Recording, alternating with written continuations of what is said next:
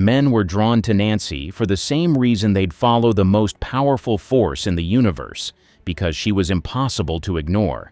She wasn't the damsel in distress, she was the woman who could seduce you with a glance and hold you captive with a single word. Nancy Kovack wasn't just loved, she was admired, respected, and ultimately desired. And the magic? It was all in her unapologetically mature femininity. She was an intelligent seductress. Honestly, none of the most irresistible things about her was that she was more than just some eye-catching bombshell, though. Let's not kid ourselves. She definitely was that too. No, Nancy had something that made her stand out even more. She was seriously smart. We're talking about a woman who graduated from college at just 19. She was Mensa-level smart. For those of you who don't know, that's some elite, top-tier intellect. She didn't just show up and look good. She was challenging minds, dominating conversations, and being absolutely brilliant while doing it. And here's the thing. It wasn't just that she was smart. It was that she wore her intelligence like a cloak, wrapping it around her like it was part of her allure. When she spoke, she had that sultry, confident vibe, casually drawing you in with her piercing eyes and the effortless grace that comes from years of practice. But then, just like that, she hits you with a thought-provoking idea or a quick-witted retort that stops you dead in your tracks. It's like she read your mind and you didn't even see it coming. That's the real magic. Now, here's where it gets even more dangerous. She wasn't just the intellectual type, all books and no charm. Far from it. She was sexy in a way that made your head spin. It wasn't about being loud or brash, it was more subtle, like a slow burn. Picture her in a cocktail lounge, sipping on a martini, effortlessly mixing high-level conversation with that quiet but undeniable allure. She could draw you in with her sharp mind, and before you even knew it, you were tangled up in the charisma she exuded. It's this rare combo of being able to school you on the finer points of philosophy while also making your heart race just by looking at you that really set her apart. Nancy made being intelligent sexy. She could destroy you in a game of chess, or she could destroy you in a much more, personal way, all while wearing a silk gown. That mix of sensuality and smarts? It's like the ultimate brain teaser for any guy. And most men could simply not resist her. I mean, how often do you meet someone who can make you think and feel at the same time? She wasn't just the girl who you'd fall for because of her looks or because of her mind. She was the one who made you want to know more. You wanted to peel back the layers of her personality, each one revealing a bit more complexity, charm, and mystery. And men, they couldn't resist it. There's just something about a woman who's not only a conversation starter but also a bit of a challenge, and Nancy was exactly that. A mix of brilliance, elegance, and allure that made her the kind of woman you couldn't stop thinking about. Her voice was attractive. You know how some voices are so soothing they make you want to sink into a chair and relax, and others are so commanding they demand your attention? Nancy had that magical balance between the two. It was velvety, smooth, and yet strong, like she could take charge of a room without ever raising her voice. It wasn't high-pitched or overly sweet like so many actresses of the time.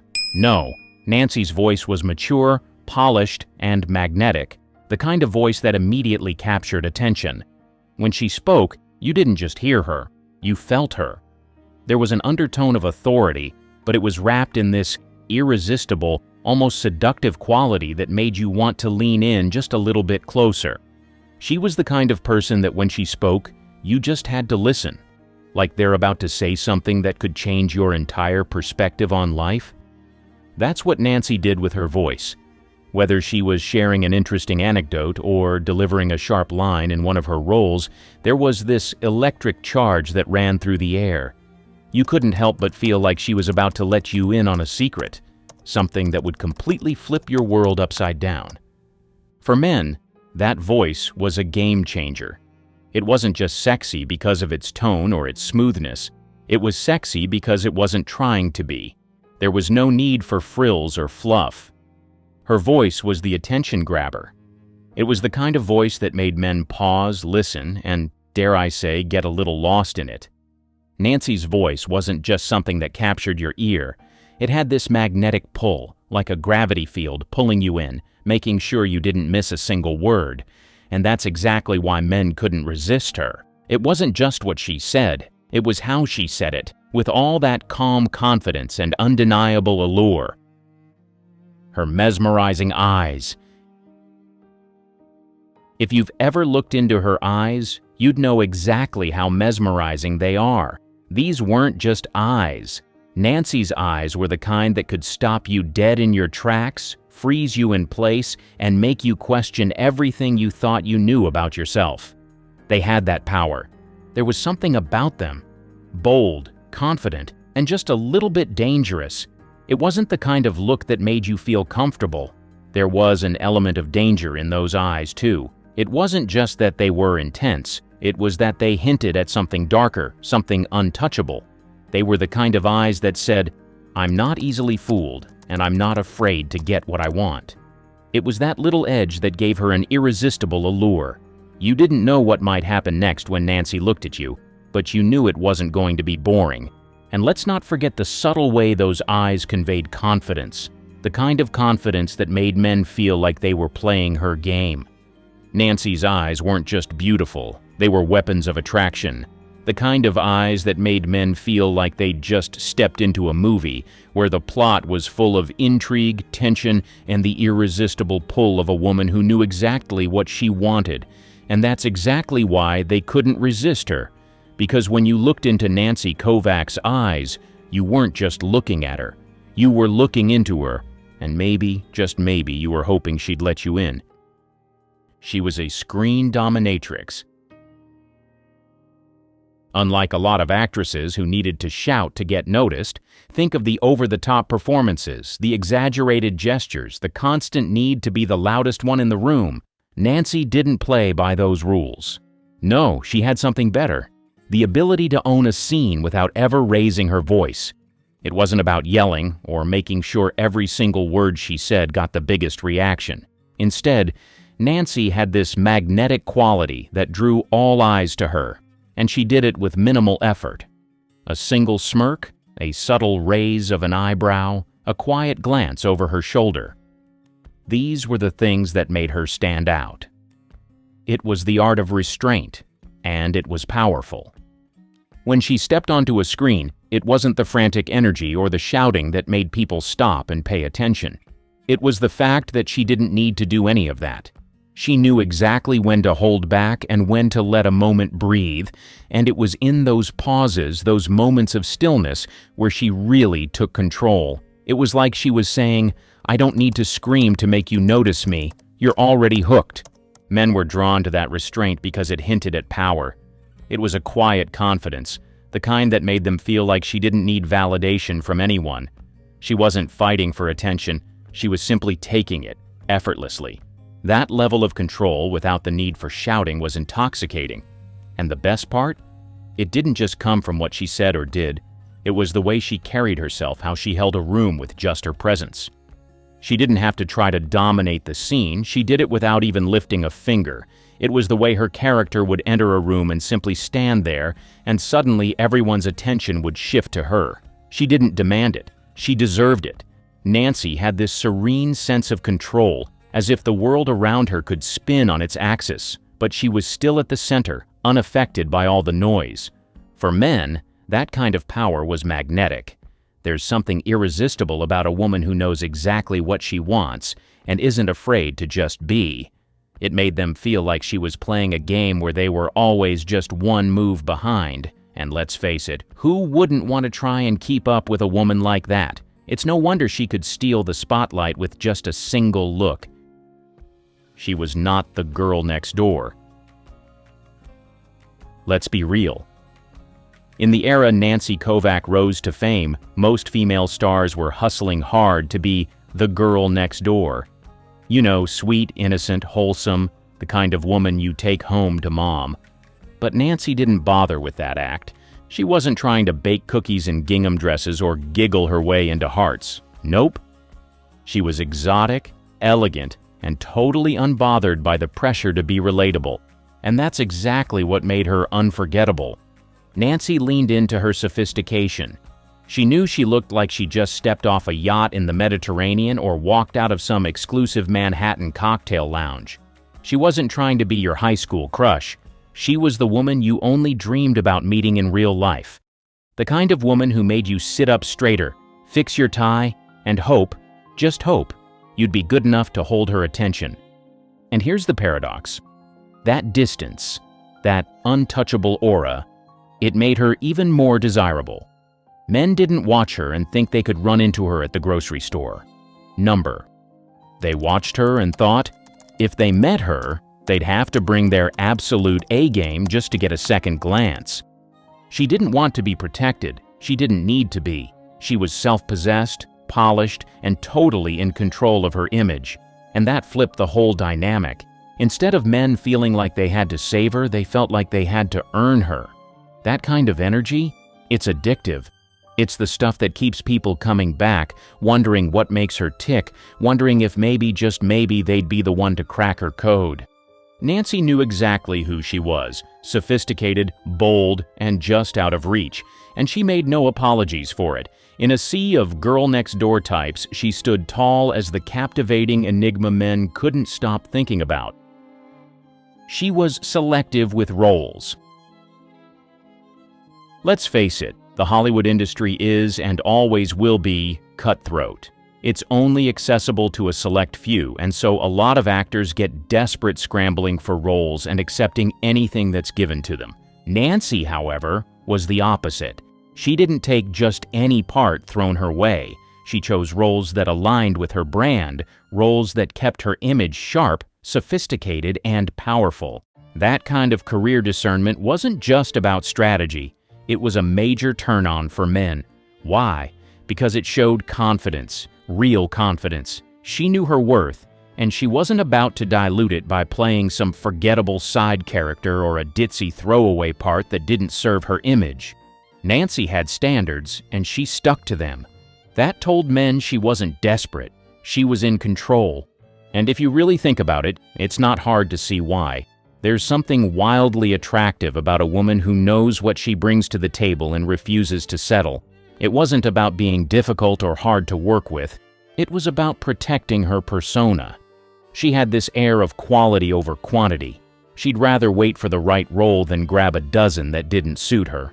And that restraint only made her more alluring. Men admired that level of self-awareness. It was like she was saying, I'm not here to beg for attention. I am the attention.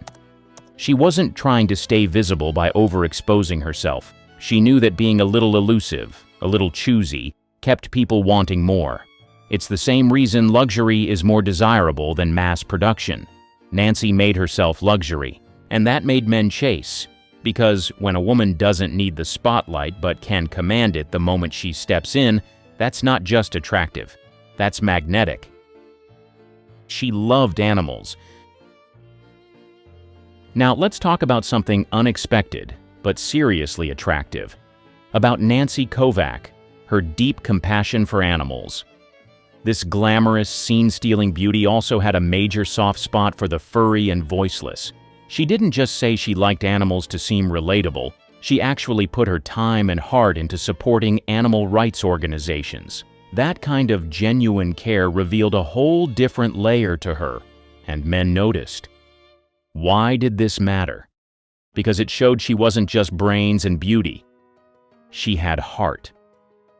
In a world where so many stars were all about appearances, Nancy's involvement in causes like animal welfare hinted at a nurturing, empathetic side.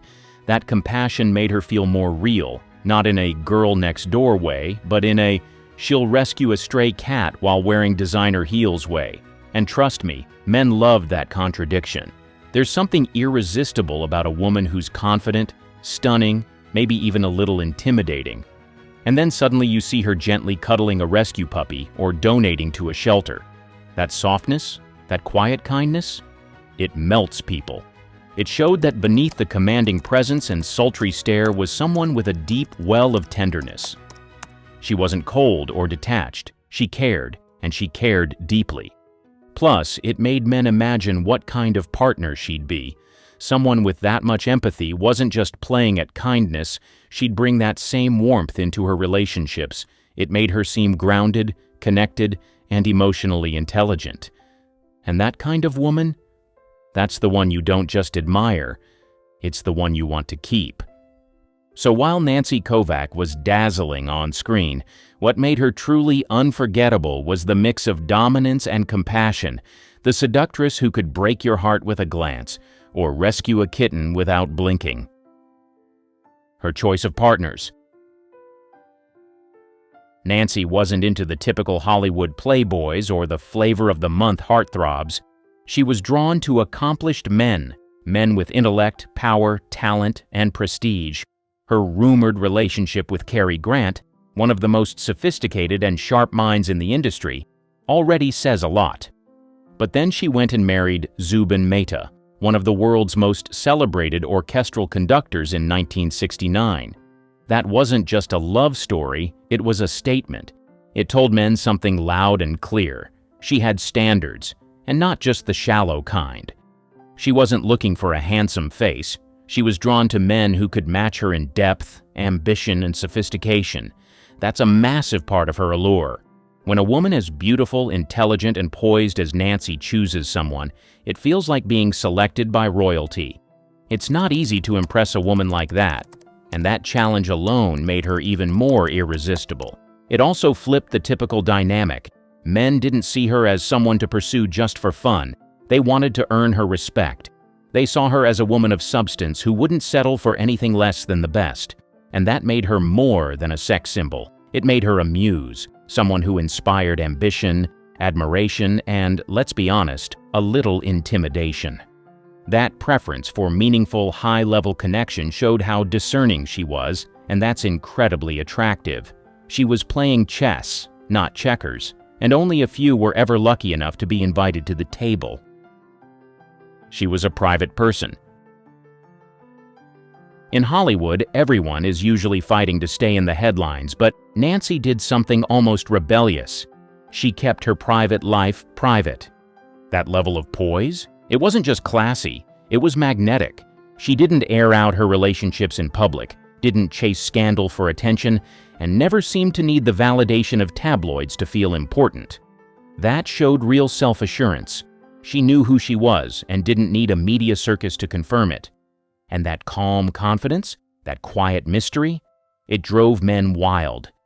There's something incredibly attractive about a woman who can move through the spotlight without being consumed by it. Nancy had that old-school grace. She knew how to leave a room full of people wanting more, never overexposing herself, never giving too much away. She understood the art of the reveal, and, more importantly, the power of restraint. Think about it. Mystery has always been alluring, and Nancy mastered it. She wasn't icy or distant, she was just in control. She chose what the world got to see. And that kind of control, that ability to hold her own secrets and protect her peace, made her feel untouchable, like you could admire her, even dream about her, but you couldn't possess her. And men love that. Because it wasn't just about beauty or talent, it was about dignity. Nancy carried herself with elegance in public, but you always got the feeling that the most interesting parts of her were reserved for those truly close to her. That made her feel exclusive, not because she was trying to be difficult, but because she valued her own story too much to sell it off cheaply. In short, Nancy Kovack didn't just have poise, she had boundaries wrapped in silk and confidence, and nothing's more irresistible than a woman who knows her worth and keeps the best parts of herself sacred. She had a mature femininity. Nancy Kovack's allure in the 1960s wasn't just about her stunning looks. It was her embodiment of mature femininity that truly set her apart. While many actresses of the era leaned into portraying youthful innocence, Nancy confidently embraced her womanly essence, exuding sensuality and self-assurance that captivated audiences and co-stars alike. Consider her role as Medea in Jason and the Argonauts, 1963. Nancy portrayed the character with a depth and allure that was both commanding and enchanting. Her performance wasn't about playing coy or demure. Instead, she brought a sophisticated sensuality to Medea, making her a memorable and integral part of the film's enduring appeal. In Diary of a Madman, 1963, Nancy took on the role of Odette Malott, a character that required a balance of charm and complexity. She delivered a performance that highlighted her ability to portray mature, multifaceted women, steering clear of one-dimensional youthful stereotypes. Her on-screen presence was magnetic, drawing viewers into the narrative through her nuanced portrayal. Nancy's guest appearances on television further showcased her mature femininity. In the original Star Trek series, she played Nona in the episode A Private Little War, 1968. Nona was a native medicine woman whose confidence and allure were central to the plot. Nancy's portrayal brought a sultry and assertive energy to the character, making her stand out in the sci-fi landscape. Her fashion choices off-screen also reflected this mature elegance. Nancy often opted for sophisticated attire that accentuated her natural curves, favoring form-fitting gowns and stylish ensembles over the more girlish trends of the time. This sartorial confidence sent a clear message. She was a woman comfortable in her own skin, embracing her age and femininity without reservation. This self-assuredness translated into her interactions and public persona. Nancy didn't rely on overt flirtation or coquettish behavior to garner attention. Instead, her poised demeanor and intelligent conversation made her presence known. Men were drawn to her not because she sought their validation, but because she exuded an independence and maturity that was both refreshing and enticing. In an industry often obsessed with youth, Nancy Kovack's embrace of her mature femininity was a bold and empowering choice. She demonstrated that sensuality and allure are not confined to ingenues, but are perhaps even more potent when paired with the confidence and depth that come with experience. Nancy's legacy is a testament to the timeless appeal of a woman who knows herself and isn't afraid to show it. Gloria Stewart is remembered for her role in Titanic, cast as the 100-year-old Rose Dawson. I don't think old. It always surprises me when someone says, "You're 87?" And she has received accolades and adoration for that. Wonderful performance in Titanic. Thank you. However, despite all her laurels, her life was far from rosy. I've been offered for scripts, but they just haven't been right. And some of the unsettling things she had to face would leave you with a mix of emotions. Her early life. Gloria Stewart was born Gloria Stewart on July 4, 1910, at 11 p.m. on her family's kitchen table in Santa Monica, California. She was the first child of Alice and Frank Stewart. Stewart's maternal lineage was deeply rooted in California. Her maternal grandmother, Alice Vaughn, was born in Angels Camp in 1854, making Stewart a third-generation Californian. Alice Vaughn's mother, Barilla, had made bold journey from Missouri to California in a covered wagon during the Gold Rush era. Stewart's father, Frank Stewart, hailed from the Dallas, Oregon, and was of Scottish descent. He pursued a legal career in San Francisco and worked as an attorney for the Six Companies at the time of Stewart's birth. Gloria had one younger brother, Frank Jr. He was born just 11 months after her. She also had another brother, Thomas. He died from spinal meningitis at the age of 3. Growing up, Stewart's religious experiences were varied. She attended a Church of Christ with her mother and later a Catholic school. Her father, originally a Presbyterian, converted to Christian Science during her childhood. A significant turning point came when her father died from an infection caused by a minor automobile accident. At the tender age of 9, Stewart found herself expelled from grade school for kicking her teacher, an incident she later justified by saying, to be honest, she deserved it. Faced with the challenge of raising 2 small children alone, Stewart's mother married local businessman Fred J. Finch. Gloria then attended school under the name Gloria Faye Finch, having adopted the middle name Frances, the feminine form of her father's name since her parents hadn't given her one. During her high school years at Santa Monica High School, Stewart was actively involved in theater, taking the lead role in her senior class play, The Swan.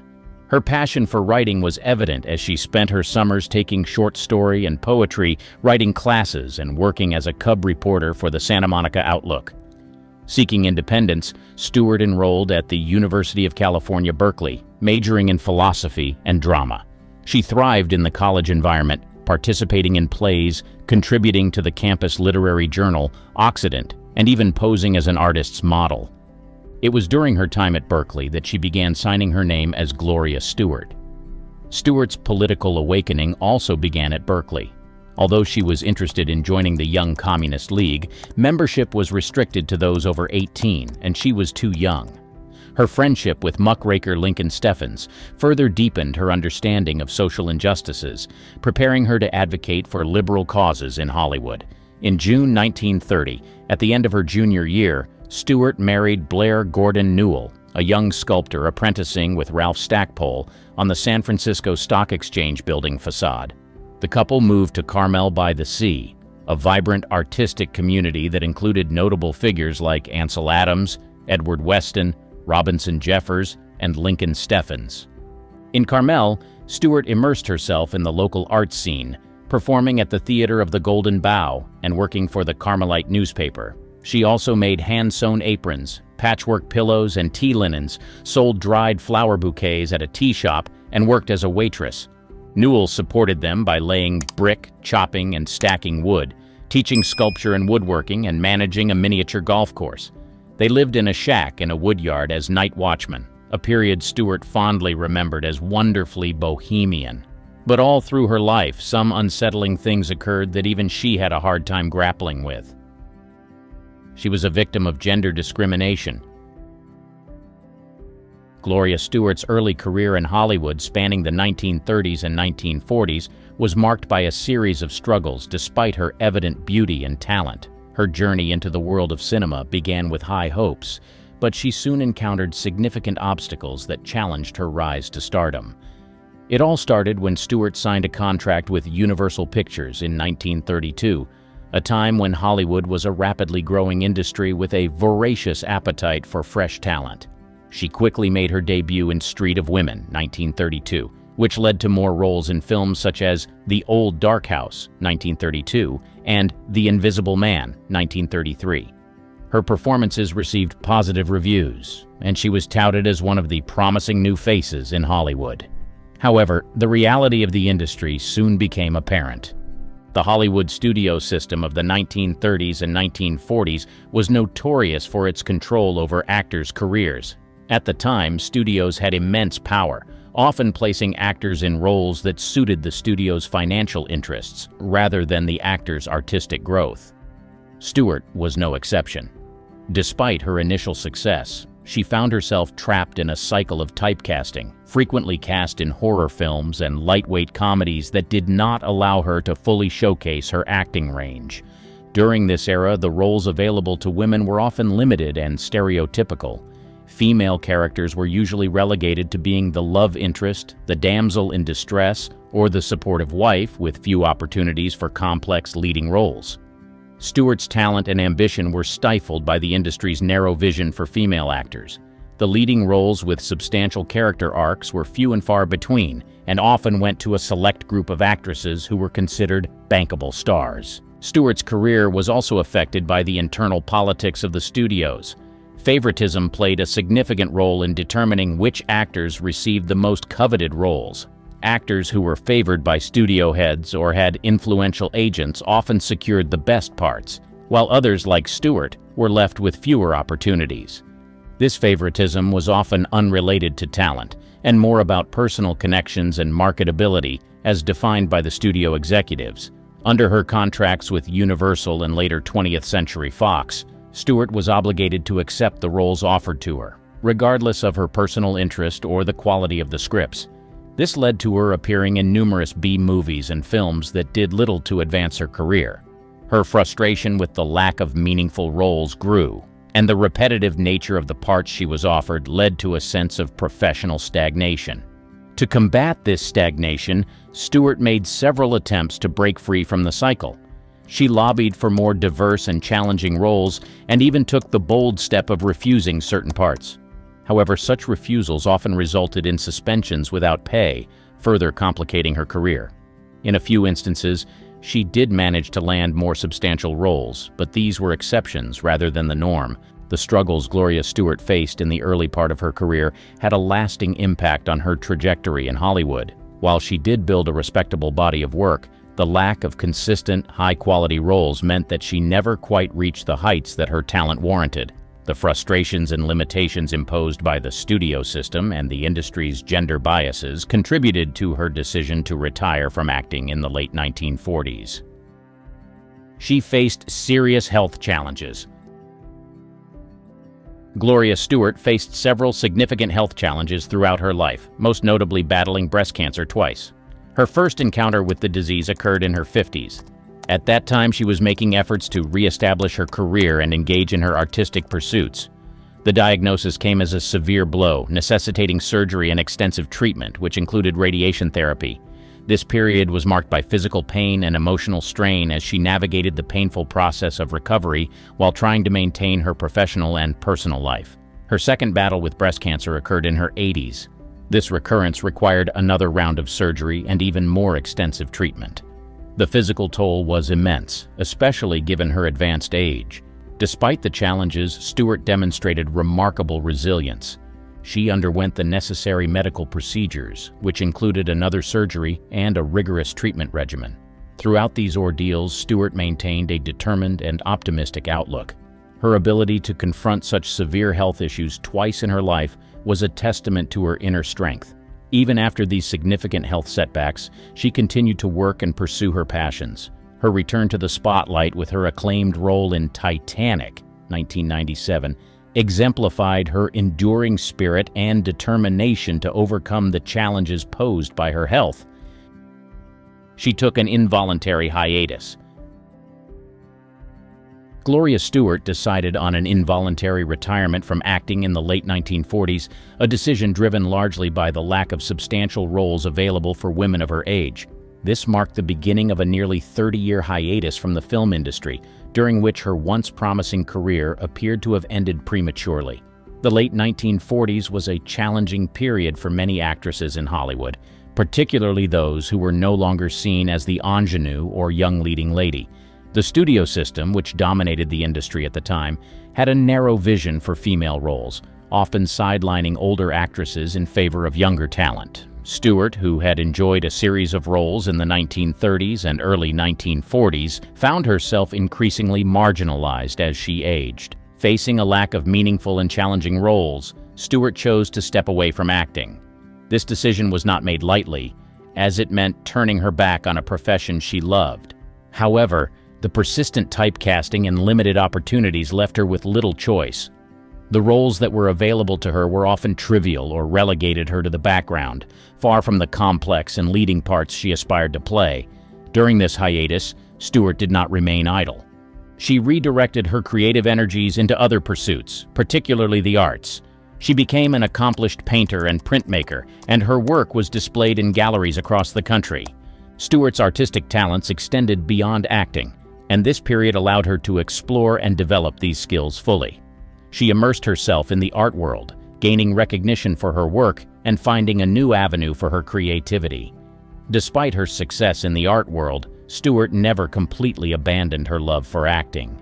The 30-year break from the screen, however, meant that an entire generation of filmgoers grew up without seeing her on screen. Her absence from Hollywood during these years could have meant that she faded into obscurity, remembered only by dedicated fans of classic cinema. Her return to acting was as remarkable as it was unexpected. In the late 1970s, she began to take on small roles in television and film, gradually re-establishing her presence in the industry. The pinnacle of her comeback came with her casting as the elderly Rose Dawson Calvert in James Cameron's 1997 film Titanic. This role brought her widespread acclaim and introduced her to a new generation of viewers. Stewart's performance earned her an Academy Award nomination for Best Supporting Actress, making her the oldest nominee in that category at the time. She struggled with the loss of her husband. Gloria Stewart experienced profound personal tragedy with the death of her husband, Arthur Sheikman, in 1978. This loss was a significant emotional blow, deeply affecting her and adding to the emotional challenges she faced in her later years. Arthur Sheikman was not just her husband, but also a close confidant and partner in life. A respected writer and producer, Sheikman had a successful career in Hollywood, contributing to numerous films and stage productions. His work often brought him into collaboration with some of the industry's biggest names, and his relationship with Stewart was one of mutual respect and admiration. Their marriage, which lasted over 4 decades, was built on a foundation of shared experiences and mutual support. When Sheikman passed away, Stewart was left to navigate the profound void his absence created. The grief from this loss was overwhelming, and it marked a period of deep sorrow and adjustment. Stewart had to cope with the day-to-day reality of living without the person who had been her companion and emotional anchor for so many years. This loss came at a time when she was already grappling with the challenges of aging and her return to the acting world, making the emotional burden even heavier. Stewart's grief over Sheikman's death influenced her outlook on life and work. The pain of losing a loved one is universal, but for Stewart, it was worse. He suffered the memories of their life together and the support he had always given. She had to find a way to continue without him, which required immense inner strength and resilience. She lived a lonely and isolated life. Later in life, Gloria Stewart often talked about feeling isolated and lonely. This was true despite her professional achievements and the recognition she received. This loneliness was made worse by losing many of her contemporaries and friends, making her emotional landscape harder to navigate as she aged. Stewart's return to fame with her acclaimed role in Titanic, 1997, brought her renewed appreciation, but it didn't fully ease the solitude she felt. This is where it gets interesting. The nature of aging in Hollywood means the industry constantly shifts focus to younger talent. This meant many of the people she had worked with and befriended during her earlier career were no longer around. The passing of these friends and colleagues left a void that professional success couldn't fill. However, the worst was yet to come. The accolades from her role in Titanic were contrasted with the quiet moments of her personal life. She deeply felt the absence of lifelong friends and her late husband, Arthur Sheikman. Stewart's reflections during this time reveal a deep truth about the human condition. Job success and public recognition don't always lead to personal happiness or friendship. Her later years were marked by many reflective moments where she acknowledged the changing dynamics of her social circles. As a centenarian, she outlived many of her peers, which made her feelings of isolation even stronger. Despite having a family and new generations of admirers, the connections and shared experiences with those from her formative years in Hollywood were irreplaceable. But that's not all. In interviews, Stewart openly discussed these feelings. He gave insight into the complexities of aging as a public figure. Her honesty about her loneliness resonated with many, shedding light on the often unseen emotional struggles that come with a long life, even one filled with significant achievements. Her story shows that even with fame and success, personal fulfillment can remain elusive. Her financial struggles. Despite Gloria Stewart's success in Hollywood during the 1930s and early 1940s, her later years were marred by significant financial struggles. Even though she earned a comfortable income during her early years, Stewart faced several challenges that led to financial instability later in life. One of the main reasons for Stewart's financial difficulties was the mismanagement of her earnings and investments. Like many actors of her generation, she trusted financial advisors and managers who didn't always make decisions that were in her best interest. Poor investment choices and financial mismanagement eroded much of the wealth she had accumulated during her earlier career. However, this was only the beginning. It left her in a precarious financial situation, struggling to maintain her standard of living and meet her financial obligations. The stress of financial instability weighed heavily on Stewart. It affected both her personal and work life. It forced her to keep working into her later years when she might have preferred to retire. Titanic overshadowed her entire career. While Gloria Stewart's role in Titanic brought her renewed fame late in life, it also cast a shadow over many of her earlier achievements in classic Hollywood. Stewart had a rich and varied career during cinema's golden age, appearing in numerous films that showcased her talent and versatility. But the focus was on her role as the elderly Rose Dawson Calvert in James Cameron's blockbuster. It often overshadowed her earlier contributions. You see, Stewart was proud of her work in classic Hollywood films such as The Invisible Man, 1933, The Old Dark House in 1932, and Rebecca of Sunnybrook Farm, 1938, among others. These roles not only displayed her acting prowess but also contributed to the cultural tapestry of their time. She adeptly navigated various genres and characters, leaving a lasting impression on audiences and critics alike. However, the success of Titanic catapulted Stewart back into the spotlight in a way that eclipsed much of her previous work. While grateful for the recognition and acclaim the role brought her, she often lamented how it seemed to define her career for a new generation of viewers who were unaware of her earlier accomplishments. The public perception of her as Rose Dawson Calvert sometimes overshadowed her extensive body of work from Hollywood's golden era. But that's not all. This overshadowing was not just a matter of public perception, but also affected how Stewart's legacy was remembered and celebrated. She contributed to classic cinema, but discussions about her career often focused on Titanic and its impact rather than her earlier achievements. For Stewart, who valued the breadth and depth of her career, this shift in focus could be bittersweet. She was typecast for horror films. Early in her career, Gloria Stewart found herself frequently typecast in horror films and B-movies. This trend significantly limited her ability to show her full range as an actress, becoming a source of frustration for her ambitions in Hollywood. During the 1930s, when Stewart was establishing herself, the film industry often categorized actors based on their appearance and initial roles. Stewart's delicate beauty and expressive eyes led casting directors to put her in roles that used these traits. They cast her in thrillers, horror films, or low-budget productions. While these roles allowed her to gain experience and exposure, they also confined her within a narrow range of characters. However, the worst was yet to come. For Stewart, who aspired to explore diverse roles and genres, this typecasting proved to be a barrier to achieving her full potential. She sought opportunities to showcase her versatility and depth, yet the industry's preference for casting her in similar roles limited her chances to expand her repertoire. The frustration of being typecast was compounded by Stewart's desire to challenge herself artistically and tackle more complex characters. Despite her efforts to diversify her roles and demonstrate her acting range, she often found herself pigeonholed into roles that did not fully utilize her talents. But she fought hard to break out. Overcoming typecasting required perseverance and strategic choices. Stewart actively sought out opportunities to break free from the horror genre and pursue roles that showcased her dramatic skills and emotional depth. Her persistence eventually led to more varied roles in prestigious productions, but the early years of typecasting left a lasting impact on her career trajectory. What happened next was a fruitful yield of her efforts. Despite the challenges, Stewart's determination to break free from typecasting paid off. Her later roles allowed her to demonstrate the full breadth of her acting abilities, earning her critical acclaim and a more diverse filmography. Stewart lived to the remarkable age of 100, passing away in 2010. Gloria's legacy is not just that of an actress, but of a woman who continually pursued her passions and embraced each new chapter of her life with enthusiasm and courage.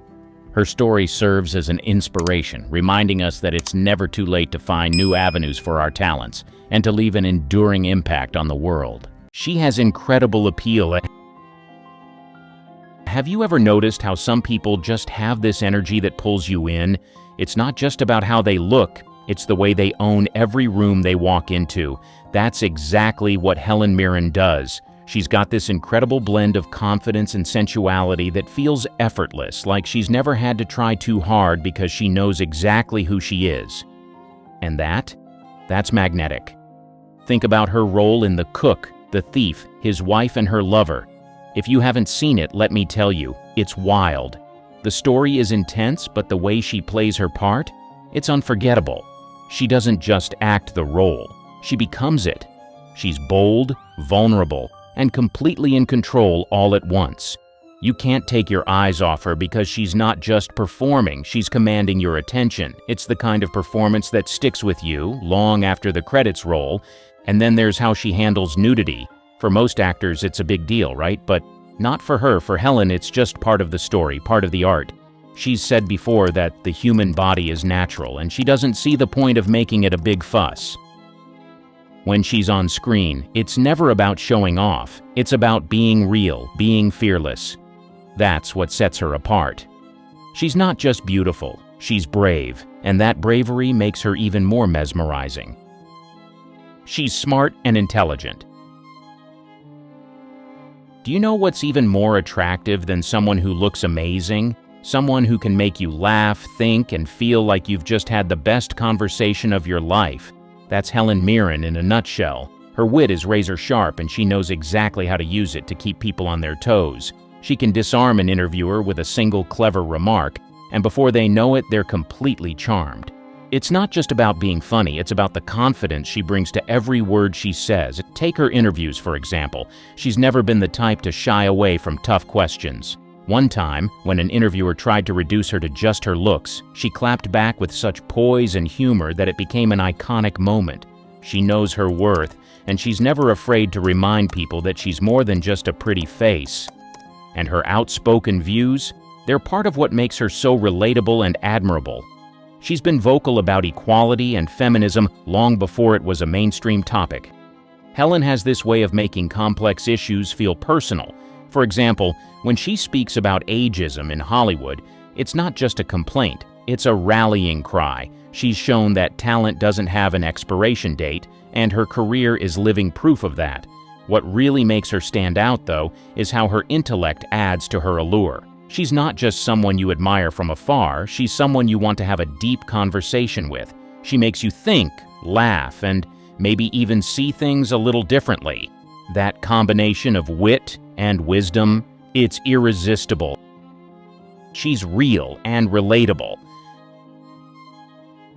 Another thing that makes men fall for this star so much is how she manages her relationships. It's little wonder several men out there are jealous of her husband. She makes relationships look like real partnerships, not some Hollywood fairy tale. Her marriage to Taylor Hackford, which has lasted decades, is the perfect example. They met in 1986, got married in 1997, and have been going strong ever since.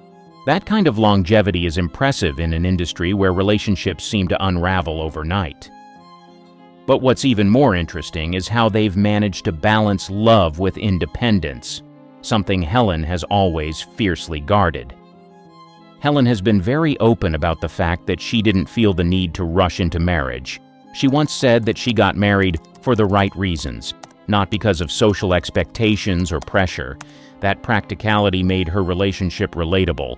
It's not some fantasy, it's about mutual respect and understanding. She and Taylor are both incredibly busy people, but they've made it work by giving each other space to thrive individually. What's even cooler is how her personal life reflects the kind of characters she often plays. Strong, self-reliant women who don't need anyone to complete them, but still know how to love deeply. She doesn't come across as someone who compromises herself for a relationship. Instead, she's built a life where love enhances who she is rather than defines her. That balance, being both independent and deeply committed, makes her so relatable. Helen Mirren doesn't just talk about empowerment, she lives it, even in her most personal choices. And that's a big part of what makes her so admired, not just as an actress, but as a person. Timeless beauty. While so many people, especially in Hollywood, try to fight time, Helen embraced it, and somehow became even more captivating along the way. It's not just about looking good, though, because, let's be honest, she looks amazing.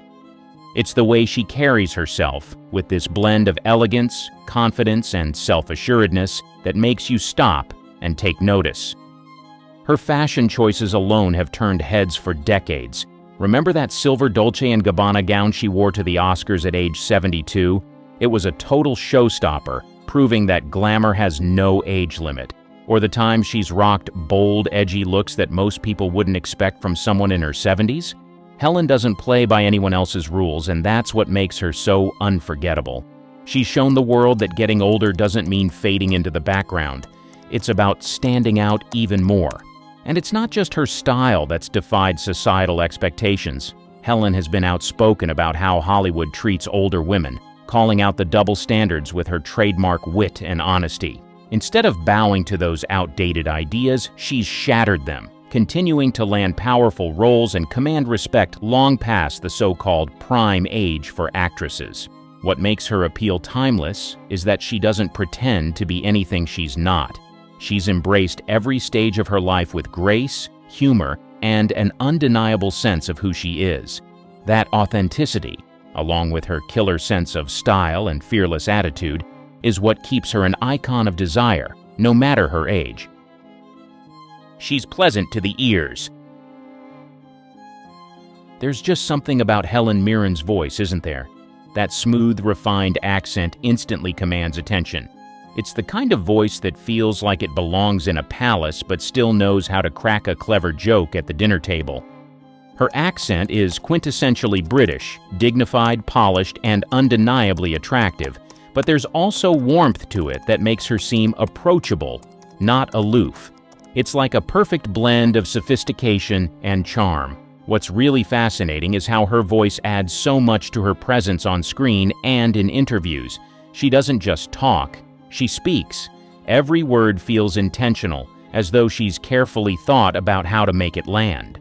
Whether she's delivering a monologue in a period drama or tossing off a witty comeback in an interview, her voice pulls you in and makes you want to keep listening. And let's not forget how versatile it is. Helen's accent can shift from regal to down-to-earth depending on the role, but it always keeps that hint of elegance that's uniquely hers. Even when she's playing a character who's rough around the edges, that underlying sophistication shines through. It's one of the many reasons she's so captivating. Her voice isn't just a part of her, it's part of her power, and men all over the world appreciate and admire that. An attractive rebel. Helen Mirren has never been one to follow the rules or let anyone else dictate who she should be. From the very start of her career, she made it clear she wasn't going to be boxed in. Early on, she took on roles that challenged not just her acting range, but society's expectations. Remember Caligula? Not exactly the typical Hollywood debut, right? She was willing to go there, taking on controversial roles that were raw, daring, and far from conventional. It was a clear signal that she wasn't afraid to step outside the mainstream, even if it meant stirring the pot. But it wasn't just the roles she chose, it was her attitude toward the whole industry. Hollywood often tries to label actresses, pushing them into neat little boxes. Either you're the serious actress who only does drama, or you're the sexy starlet who's just there for eye candy. Helen? She refused to be anyone's stereotype. She didn't let the media or filmmakers define her by her looks, her age, or any other limiting label. She's always been about embracing both sides of herself, playing the seductive, sultry roles as much as she's tackled complex, powerful women in drama. Her ability to switch effortlessly between these two identities, sexy and serious, shows just how much she's rewritten the rules for women in Hollywood. She's never felt the need to choose between one or the other, and that's part of what makes her so compelling. She's the ultimate example of someone who doesn't conform, but instead defines her own path, making sure we all know that it's okay to be more than one thing at once. That rebellious spirit? It's part of what makes Helen Mirren not just an icon, but a force to be reckoned with. The screen chameleon. Let's face it, Helen Mirren's talent is undeniable, and it's not just because she's a great actress. It's because she's a chameleon on screen. Whether she's portraying a regal queen or a scandalous seductress, she commits to each role with a depth and authenticity that's hard to match. Take the Queen, for example.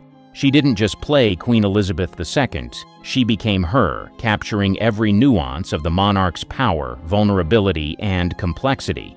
Then, flip the coin, and you have Caligula, a movie that couldn't be further from the stiff upper lip of royalty.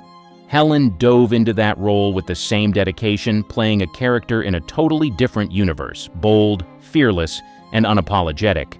What's even more captivating is how she commands the screen no matter who or what she's acting alongside. She doesn't just fit into her roles, she dominates them. Men in particular have always admired her confidence, the way she takes control of every scene she's in. You can't help but be drawn to her. It's not just about beauty or charm, though she's got plenty of that. It's her sheer presence. Whether it's a quiet, intimate moment or a grand, dramatic scene, she makes you stop and pay attention. That's something that has earned her respect from both her peers and audiences alike. And let's talk about those awards. because Helen Mirren has certainly earned her fair share. Academy Award, BAFTA, Golden Globe, you name it. The critical acclaim has piled up over the years, confirming what we already know. She's one of the best actors of her generation. She didn't just win these awards. She earned them with her talent, consistency, and sheer dedication to her craft. The power of her talent isn't just about playing roles. It's about transforming into a character and making that transformation unforgettable. It's why we admire her, not just for what she does, but for how she does it. She ages like fine wine. Helen is the perfect example of how aging can be a thing of beauty, not something to fear. In Hollywood, where youth is often considered the golden standard, Helen has done the complete opposite. She's embraced getting older with confidence and grace. She doesn't shy away from the lines on her face or the gray in her hair. Instead, she flaunts them like badges of honor. It's like she's aging like fine wine, getting better, more refined, and more irresistible with each passing year. There's something incredibly attractive about a woman who's not trying to turn back time, but instead fully accepting and celebrating every part of the journey. It's this sense of self-assurance that draws men to her. She doesn't need to prove anything. Her beauty is timeless, and it only deepens with age. Helen has shown that the best part of growing older is the wisdom and confidence that come with it, and that's incredibly compelling. Instead of being ashamed of her age, Helen wears it proudly, and in doing so, she challenges the idea that aging means fading. She proves that beauty evolves, and sometimes it's even more striking as we get older. This kind of mindset is rare and refreshing, and it makes her even more magnetic to men who admire her strength, grace, and the way she continues to own her journey, without apology. Her graceful elegance. It's an effortless quality that radiates from within. Helen has this rare ability to be both sophisticated and approachable, graceful but never aloof. Whether she's wearing a stunning gown on the red carpet or dressed casually, she always exudes a certain je ne sais quoi that makes her stand out in any room. It's like she was born with an understanding of how to be polished without ever seeming like she's trying too hard. What's truly captivating is how Helen doesn't just rely on traditional forms of beauty to create her elegance. It's more about how she carries herself, the way she speaks, her posture, the way she listens. She's comfortable in her own skin, and that comfort translates into the way she interacts with others. There's a natural grace about her, one that makes it seem like she could be royalty, but in the most grounded, unpretentious way possible. Her elegance also comes from how she navigates life. Whether she's tackling a challenging role or speaking out on an important issue, she does it with a sense of composure that demands respect. It's not just about looking good, it's about being the best version of herself at all times. That's what makes her truly elegant, not just the gowns or the flawless hair, but the way she owns her presence with every word and gesture. For men, this kind of elegance is intoxicating. It's a quiet kind of strength that doesn't need to scream for attention because it already has it. It's the subtle power of knowing exactly who you are and the confidence that comes from it. Helen Mirren's elegance isn't just something you notice, it's something you feel. It's the kind of charm that stays with you long after she's left the room. Her intoxicating passion. One of the things that truly sets Helen Mirren apart is her undeniable passion for everything she does. Whether she's diving into a new role, speaking out for a cause, or even just engaging in a conversation, there's this fire in her that captivates everyone around her. She doesn't just show up, she gives it her all, pouring herself into whatever task is at hand. That passion is magnetic, and for men, it's one of the most attractive qualities a woman can have. Take her career, for example. Helen isn't someone who coasts through her roles. She fully immerses herself, giving each character depth, authenticity, and life. It's not just about the paycheck for her. It's about the art, the challenge, and the opportunity to express herself in ways that resonate with others. Whether it's playing a queen, a villain, or a complex, layered character, she approaches each role with an intensity that shows she's invested in her crafter and in every story she tells. Men find that kind of passion irresistible because it shows they can't just have her. They have to earn her attention, just like the characters she brings to life. This passion extends beyond her career. Helen's zest for life is clear in how she engages with the world. She speaks her mind, takes on causes she believes in, and does it all with a kind of urgency that speaks to how deeply she cares. She's never passive, never indifferent. She's constantly learning, growing, and evolving, and that's incredibly attractive to men. They admire women who have something they believe in and who are ready to fight for it. It shows ambition, drive, and a sense of purpose, qualities that are undeniably alluring. What makes Helen even more compelling is how this passion shines through in her personal life as well. Whether it's her relationship with Taylor Hackford or the way she engages with her friends and colleagues, you can see that she's fully present in every moment. For men, this level of commitment and enthusiasm is a huge draw. Passion in a woman doesn't just light up a room, it sparks a connection, creates excitement, and leaves an impression that lingers. It's one of the reasons men find Helen Mirren so magnetic, because her passion is real, deep, and unmistakably powerful. The bad girl persona. Sophistication with a bit of a bad girl edge. This is one of the reasons men can't get enough of her. Whether in her personal life or her roles, she has this confidence that comes with owning her rebellious side. It's that perfect mix of grace and grit that makes her stand out from other actresses who might stick to more traditional, good girl roles. Helen's willingness to push boundaries both on and off screen is incredibly magnetic. Take some of her most iconic roles, for example. In films like The Cook, The Thief, His Wife and Her Lover, she plays a woman who's caught in a web of desire and revenge, not afraid to act on her instincts even when they're morally ambiguous. There's an undeniable strength in her characters that challenges the typical portrayal of women as passive or innocent. Helen embraces the complexities of these women, both vulnerable and powerful, showing that being bold, sometimes even a little dangerous, is sexy in its own right. Then there's her role as Queen Elizabeth in The Queen, where she brought a sense of steel and determination to a figure of authority. She wasn't just the prim, proper queen, she was a woman with a sharp, no-nonsense attitude who knew exactly how to play the game. And even though she often portrays strong, powerful women, there's always a subtle edge to her performances that shows she's not afraid to embrace the darkness within her characters. It's this willingness to take on roles that aren't just safe or liked by everyone that makes Helen stand out. Men are drawn to that risk-taking nature. It's exciting to see someone so confident, so unapologetically themselves, and not afraid to break away from conventional expectations. Her bad girl persona on screen adds color to her characters, making them more complex and, frankly, more interesting. Off-screen, it's clear that she's lived a life on her own terms, someone who doesn't care to follow the rules if they don't suit her. That's what makes her so magnetic. She's tough, smart, and bold, and that bad girl energy she exudes is hard to resist. She's a subtle seductress. Helen has this incredible ability to be seductive without ever trying too hard.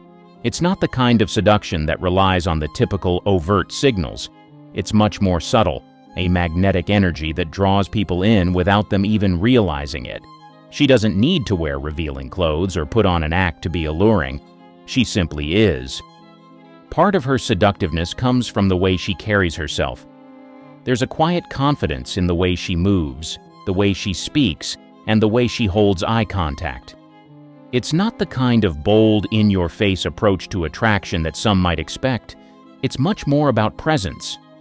When Helen steps into a room, it's almost like she has this invisible pull that makes everyone around her take notice. She's not loud, but she's undeniably captivating. Then there's her voice, that British accent so refined, yet still warm and inviting. When she speaks, it's like every word carries weight, and the way she enunciates gives everything she says an air of sophistication that feels both intimate and commanding at the same time. It's the kind of voice that makes you want to lean in and listen more closely, which is exactly what she wants. But seduction for Helen isn't just about how she looks or sounds. it's also in how she connects with people. She doesn't have to try to be sexy because there's this magnetic energy in her personality that comes from genuine confidence. She knows exactly who she is, and that kind of self-assurance is irresistible.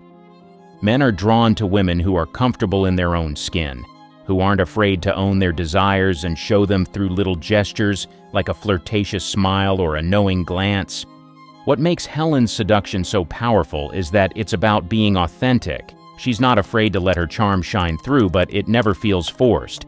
It's that combination of elegance, wit, and vulnerability that makes her so seductive in a way that's both classic and modern. She knows how to capture attention without saying a word, and that, in itself, is one of the most seductive qualities a woman can have.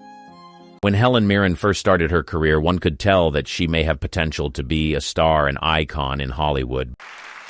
Please welcome to the stage Dame Helen Mirren. But as soon as she plunged in, Helen silenced all doubters, not just to her talent, but her amazing range and flexibility when it comes to the roles she took on. Some of them proud and authoritative, and others just plain shocking. Beatty in Hussy. No doubt, Helen Mirren has incredible versatility. At the start of her career, her portrayal of Beatty in the 1980 film Hussy stands as a fascinating testament to her acting prowess. After earlier notable performances in the 1976 film adaptation of Hamlet and the controversial Caligula in 1979, Mirren took on a character that would further solidify her status as a captivating screen presence. Set against the backdrop of a high-class London cabaret, Mirren's character, Beatty, makes a living as a prostitute, a profession that adds layers of complexity to her role. Her on-screen chemistry with John Shea, who plays Emery, her technician boyfriend, creates an intriguing dynamic. The tension that arises due to Beatty's profession adds depth to the narrative, giving viewers a glimpse into the complexities of their relationship. While Hussy might not be hailed as a cinematic masterpiece, it's Mirren's performance that elevates it beyond its shortcomings. Her portrayal of Beatty is nothing short of captivating, and she breathes life into the character with a smoldering intensity. The enigmatic allure she exudes not only draws in the characters within the film, but also ensnares the audience in its magnetic pull. Critics and fans alike were entranced by Mirren's portrayal in Hussy. Her ability to convey a wide range of emotions from vulnerability to strength was lauded by many. Critics also recognized that her presence transcended the limitations of the film's plot, making it a memorable experience. Mirren's future Oscar-winning performances were foreshadowed in this role, as her talent shone brilliantly even in a film that might have otherwise gone unnoticed. In Hussy, Mirren's Beatty is a character who defies expectations and challenges stereotypes. Her performance tells of her ability to transform even the most unconventional roles into memorable cinematic moments. Beatty's smoldering look and Mirren's remarkable acting skill create a character that leaves an indelible mark on the audience's memory. Now, admittedly, Hussy, as a movie, was sort of a hit and miss, but many of the earlier viewers believe that Helen Mirren's portrayal of Beatty is undoubtedly one of the film's redeeming qualities. She was loved for her ability to immerse herself in the character and convey its complexities while also being creative and improvising where necessary. Beatty's presence in the film brought to life by Mirren adds depth and intrigue, making Hussy a noteworthy entry in Helen Mirren's impressive filmography. This role was just one of many in her career that showcased her ability to surprise and captivate audiences, foreshadowing the many accolades that would later come her way. Tanya Kerbook in 2010. 2010 was the sequel to Stanley Kubrick's iconic 2001, A Space Odyssey, and is often regarded as a cinematic enigma. The film is so profound that many find a hard time believing the film exists. Released nearly 2 decades after the original masterpiece, where 2010 continues the epic journey into space, picking up the story 9 years after the mysterious failure of the Discovery 1 mission. In this ambitious follow-up, a band of explorers embarks on a mission to Jupiter, aiming to unlock the secrets of the cosmos. A huge contributing factor to the mesmerizing effect of 2010 is the cast, and although it included major talents like Roy Schneider and John Lithgow, it's Helen Mirren who shines brightly in her role as Captain Tanya Kovack. Mirren's portrayal of this Russian character adds a layer of depth and intrigue to the film. As the commander of the Leonov, Russia's spacecraft tasked with investigating the mysterious failure of Discovery 1, Mirren's character holds a tremendous responsibility. Not only must she navigate the complexities of space exploration, but she also finds herself at the center of enormous political tension back on Earth. Mirren's performance as Captain Kovack is nothing short of steely determination. She embodies the role with an authoritative presence that resonates throughout the film. Her convincing Russian accent lends authenticity to the character, immersing viewers in the tension-filled world of space exploration and international politics. Critics and audiences alike were captivated by Helen Mirren's portrayal in 2010. Her ability to convey the weight of leadership, the intricacies of command, and the challenges of diplomacy in the vastness of space was met with acclaim. In a film filled with scientific marvels and existential questions, Mirren's performance was a welcome surprise of just how versatile and talented she is. Mrs. Tingle in Teaching Mrs. Tingle. Helen Mirren's unexpected portrayal of Mrs. Tingle in the 1999 dark comedy Teaching Mrs. Tingle is true evidence of her remarkable range as an actress. This role is arguably the most surprising entry on her extensive list of performances. In the same year that earned her an Emmy Award for her portrayal of Ayn Rand in The Passion of Ayn Rand, Mirren took on the role of the vindictive history teacher at the center of this darkly comedic tale. In Teaching Mrs. Tingle, Mirren's character, Mrs. Tingle, becomes the nemesis of Lee Ann Watson, brilliantly played by Katie Holmes alongside Luke Cherner and Jolynn Jordan. Mirren's presence in this film is a departure from her usual roles, and she revealed feeling thrilled when Williamson thought of her for the part. Mrs. Tingle is undeniably the highlight of the film, with Helen Mirren delivering a performance that strikes the perfect balance between exaggerated dark comedy and the nuanced manipulation of a seasoned academic. Her portrayal of this formidable character is both wickedly funny and chillingly convincing. Mirren's ability to infuse depth into Mrs. Tingle's character makes her a standout in a genre not typically associated with her acting repertoire. Critics and audiences were intrigued by Mirren's unexpected turn in Teaching Mrs. Tingle. Her ability to embody the role of a strict and vengeful teacher while adding layers of complexity to the character earned her praise. The film itself may have been a dark teen flick, but Mirren's performance elevated it to a new level, making it a memorable and unique entry in her list of performances.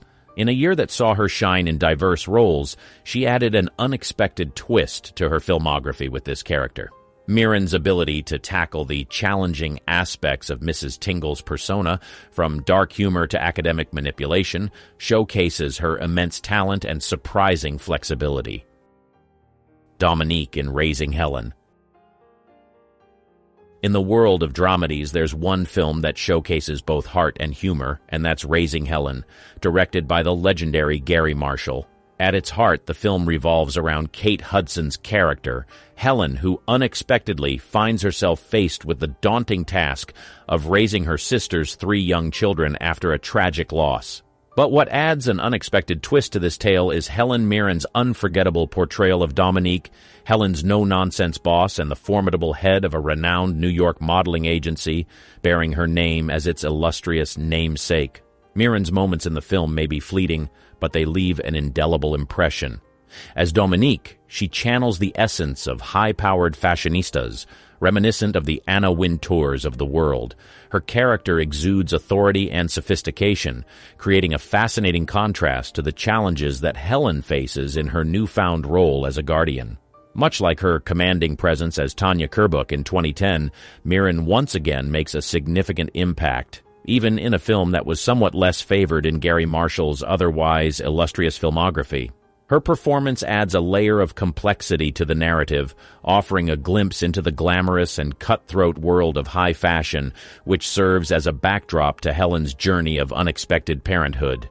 In Raising Helen, Mirren's Dominique becomes a symbol of the larger-than-life personalities that populate the fashion industry. Her character's elegance and no-nonsense demeanor are the perfect foil to the film's more emotional and familial moments. While Raising Helen may not have achieved the same level of acclaim as some of Gary Marshall's other works, it's Mirren's presence that elevates it and makes it a noteworthy addition to her own impressive role collage. In the film, her character adds a touch of glamour and sophistication to its narrative, and her commanding presence is a stark contrast to the challenges faced by the main character. Mirren's performance is a standout in a film that may have had its share of critics, but benefits greatly from her presence, making it a unique and memorable entry in her career. Queen Elizabeth in The Queen. Perhaps one of the greatest performances by Helen Mirren is her captivating portrayal of Queen Elizabeth in the film The Queen. This role no doubt stands as a testament to Mirren's extraordinary talent, earning her both critical acclaim and an Academy Award. In The Queen, directed by Stephen Frears and released in 2006, the narrative unfolds against the backdrop of a pivotal moment in British history. The film centers on the aftermath of Princess Diana's tragic death in 1997, a moment that shook the world and sent ripples through the British monarchy. Amidst this emotional maelstrom, Helen Mirren steps into the regal shoes of Queen Elizabeth II, and it is nothing short of a cinematic triumph. Mirren's embodiment of Queen Elizabeth II is nothing short of mesmerizing. From her poised demeanor to her impeccable delivery of the Queen's nuanced emotions, Mirren brings this iconic monarch to life in a way that is both authentic and captivating. She captures the essence of a woman who has spent her entire life in the public eye, a figurehead of stoicism and duty, but who also grapples with her personal feelings and the shifting tides of public opinion. One of the film's most compelling aspects is the exploration of Queen Elizabeth II's response to Princess Diana's death. Mirren masterfully conveys the Queen's initial reluctance to address the public's outpouring of grief and her eventual realization of the need for a more compassionate response. The transformation is a testament to Mirren's ability to portray a character's growth and evolution on screen. Critics and audiences were unanimous in their praise for Helen Mirren's portrayal of Queen Elizabeth II. Her performance transcends mere impersonation. It's a deeply empathetic and nuanced depiction of a complex historical figure. Mirren's ability to humanize the Queen while maintaining her regal stature is a testament to her acting prowess. In the end, the role not only earned her an Academy Award for Best Actress, but also solidified her status as one of the most revered actresses of her generation. Her portrayal of Queen Elizabeth II is a captivating blend of artistry and authenticity, making it one of the standout moments in her illustrious career. Victoria Winslow in Red. In the midst of this high-octane action, Helen Mirren steps into the shoes of Victoria Winslow, Frank's former wet-work agent, and a character that showcases her versatility in a way few could have predicted. Mirren's portrayal of Victoria Winslow is nothing short of fantastic. With a backdrop of gunfire and espionage, she brings a level of sophistication and wit that adds depth to the ensemble. Her ability to seamlessly transition from roles in historical dramas to high-stakes action flicks is a testament to her extraordinary range as an actress. In fact, Helen Mirren's role in Red was so well received that she eagerly campaigned to reprise it 7 years later in Red 2. Her return to the franchise was met with enthusiasm from fans who couldn't get enough of her in the high-octane world of retired CIA operatives. The success of Red even prompted discussions about a third installment in the series, back in 2013. The fact that such discussions were even on the table is a testament to the enduring appeal of Helen Mirren in these action-packed popcorn flicks. By every ramification, the Red series stands as a testament to the unexpected joys of cinema. Who would have thought that a retired, extremely dangerous crew comprising Hollywood icons would become a box office sensation? Yet it did. and much of that success is owed to Helen Mirren's captivating portrayal of Victoria Winslow. Her ability to shine in high-octane action films, coupled with her undeniable talent, cements her status as an actress who can excel in any genre and ensures the series remains a beloved part of her diverse filmography. Naira in The Owls of Ga'Hoole.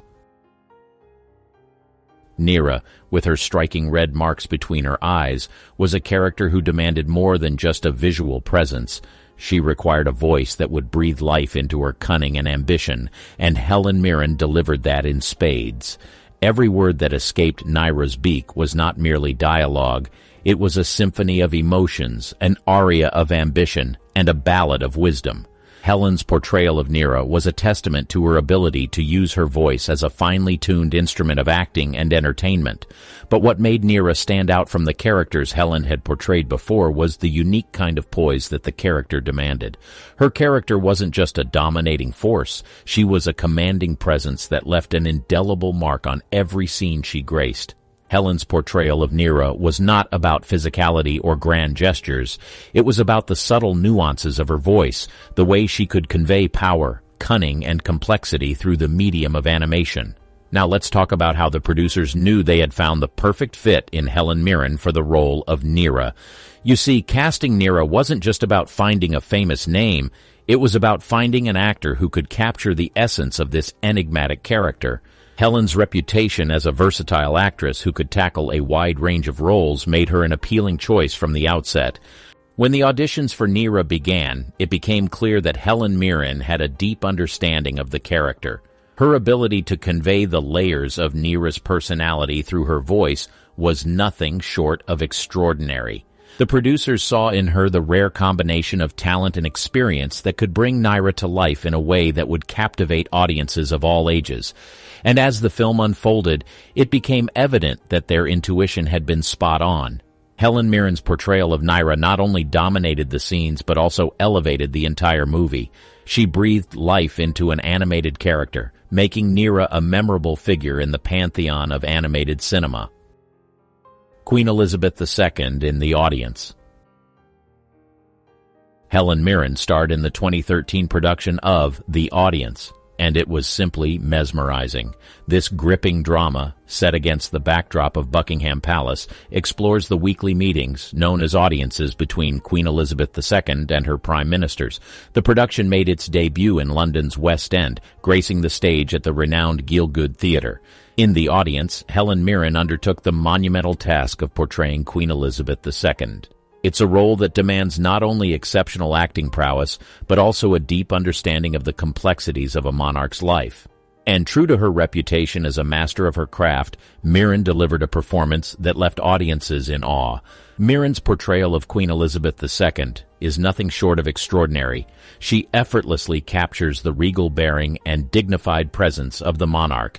But it's not just the outward facade. Mirren delves into the character's inner world, providing insight into the challenges, joys, and sorrows that come with a lifetime of royal duty. The heart of The Audience lies in the interactions between Queen Elizabeth II and her prime ministers, a roll call of political giants spanning the decades. Mirren's ability to seamlessly transition between the different eras of her reign is a testament to her versatility as an actress. Whether she's engaging in witty banter with Winston Churchill or navigating the complexities of her relationship with Margaret Thatcher, Mirren's performance is a masterclass in character portrayal. The Audience garnered critical acclaim, with reviewers and audiences alike hailing Helen Mirren's performance as Queen Elizabeth II. Her ability to convey the weight of history, the challenges of leadership, and the personal moments that define a monarch's life is truly remarkable. It's a role that demands depth and nuance, and Mirren delivers on all fronts. In the end, Mirren's performance is a captivating journey into the world of a monarch who has witnessed decades of political change and personal growth. It's a role that showcases her versatility and cements her status as one of the greatest actresses of our time, both on the stage and on the screen. Dean Abigail in Monsters University. Despite being an animation, in the whimsical world of Pixar, where monsters under the bed become the stars of the show, the legendary Helen Mirren joined the cast, lending her formidable talents to the animated realm. Mirren took on the role of Dean Abigail Hardscrabble, a character that would send shivers down the spines of both the animated student body and the audience. As Dean Hardscrabble, Mirren embodied the essence of intimidation. She portrayed the chair of the university's esteemed scarer program, a position that demanded respect and inspired fear in equal measure. With her dragon-like appearance and a presence that could send chills down your spine, Mirren's character was every bit as legendary as the university's reputation. What added a layer of intrigue to Dean Hardscrabble was her impressive backstory. She held the all-time scream record, a feat that only added to the aura of awe and dread surrounding her character. Mirren's performance made it all too easy to believe that this character had earned her place in the Monster Hall of Fame. One of the remarkable aspects of Monsters University was its ability to appeal to both children and adults in the audience. Mirren herself praised the film for its wide-ranging appeal. Her portrayal of Dean Hardscrabble added a touch of sophistication and gravitas to the animated world, proving that even in a realm of colorful monsters and playful antics, there's room for a character who really knows her business. Her involvement in Pixar's Monsters University was a delightful addition to her diverse repertoire. It showcased her ability to captivate audiences of all ages, even in the realm of animation, as well as adding a depth and a touch of gravitas to a character that would have been right at home in a monster's nightmare. It's a testament to her versatility as an actress, proving once again that Helen Mirren can shine in any role, no matter how unexpected or fantastical. Queenie Shaw in The Fate of the Furious. The Fast and Furious franchise. In the 8th installment of this iconic franchise, The Fate of the Furious, a new character roared onto the scene, and she was none other than the indomitable Helen Mirren, poised to leave her mark on the adrenaline-pumping saga. Picture the Shaw family, notorious for their intimidating presence, with Jason Statham and Luke Evans at the helm. Now imagine someone even more formidable, and you've got Helen Mirren, a vision of fierceness draped head to toe in cheetah print. Her entrance into the Fast and Furious universe was nothing short of electrifying. The story of how Mirren joined this high-octane ensemble is as intriguing as the franchise itself. It all began at a party where franchise lead Vin Diesel found himself face-to-face with the legendary actress. In a moment that would change the course of the film, Mirren expressed her desire to be a part of this action-packed world. The script for the next installment was already greenlit, but Diesel, ever the orchestrator of epic moments, decided to pull some strings. "She got written in," he declared with a grin, ensuring that Mirren's formidable presence would grace the franchise. While her role in Fast and Furious may have been brief, Helen Mirren made sure her impact was anything but. As the matriarch of the Shaw family, she exuded a level of authority and power that sent shockwaves through the film. Her character was a force to be reckoned with, and Mirren's portrayal left audiences in awe. In the midst of high-speed chases, explosive action, and gravity-defying stunts, Helen Mirren added a touch of class and gravitas to the Fast and Furious universe. Her cameo was a reminder that in this world of muscle cars and adrenaline rushes, there's always room for an acting legend to make her formidable presence known. Helen Mirren's appearance in the 8th installment of the Fast and Furious franchise was a moment of cinematic magic. Her journey from a chance encounter at a party to becoming an integral part of this adrenaline-fueled saga is a testament to the allure of the franchise. Mirren's role, however brief, left an indelible mark, proving once again that in the world of Fast and Furious, unexpected surprises are part of the thrilling package. Click this video to watch the sad death of another epic personality in Hollywood, Donna Douglas. Helen Mirren is one of the most iconic actresses of the 60s and 70s, but did you know that she has kept many secrets from us for the majority of her acting career? From being raped to being brought up as an anti-anarchist, let's take a look at some of Helen Mirren's darkest secrets. At number 10, her family had a distanced relationship with Queen Victoria. Helen was born Helen Lydia Marinoff on 26 July 1945 in Hammersmith, London. She was conceived at Charlotte's and Chelsea Hospital and was the daughter of Vasily Petrovich Marinoff, who is a member of the Russian nobility, and Kathleen Alexandra Eva Matilda. Her mother was a working-class Englishwoman from East London. She came from quite an unusual family who worked for Queen Victoria in the 1800s. On the other hand, Helen's father was a Russian who migrated to Britain when he was 2 years old. Number 9. Her family changed their last names to get caught during the World War. Helen was not raised in a wealthy family. Her father worked hard to try and make ends meet by being a cab driver and playing the viola in an orchestra. But the Second World War made things harder for the family, and Helen's father started working as an ambulance driver. He was even set for duty in the East End of London. Both Helen's parents were married after World War II ended. The family changed their last name to Mirren so they wouldn't have a problem with the British state. During that period, Helen was born, and since the family had to take care of her, her father left the orchestra he was playing with and put on some extra hours working as a cab driver. He eventually transferred jobs and started working as a civil servant with the Ministry of Transport. Number 8. Mirren was brought up with Bond girl Tanya Mallet. In an interview, the actress considers her upbringing as an anti-monarchist. She was the second daughter of 3 children in the family and had one older sister who was named by her mother, Kathy, and her younger brother was named Peter. However, Helen would spend most of her time with her paternal cousin, which would later continue a career as a model and eventually become known as a Bond girl, Tanya Mallet. The girls were both raised in Leigh-on-Sea, Essex, and spent the majority of the day together. Number 7. A documentary was made about Helen even before she appeared in films. As she got older, Helen started working in the National Youth Theatre.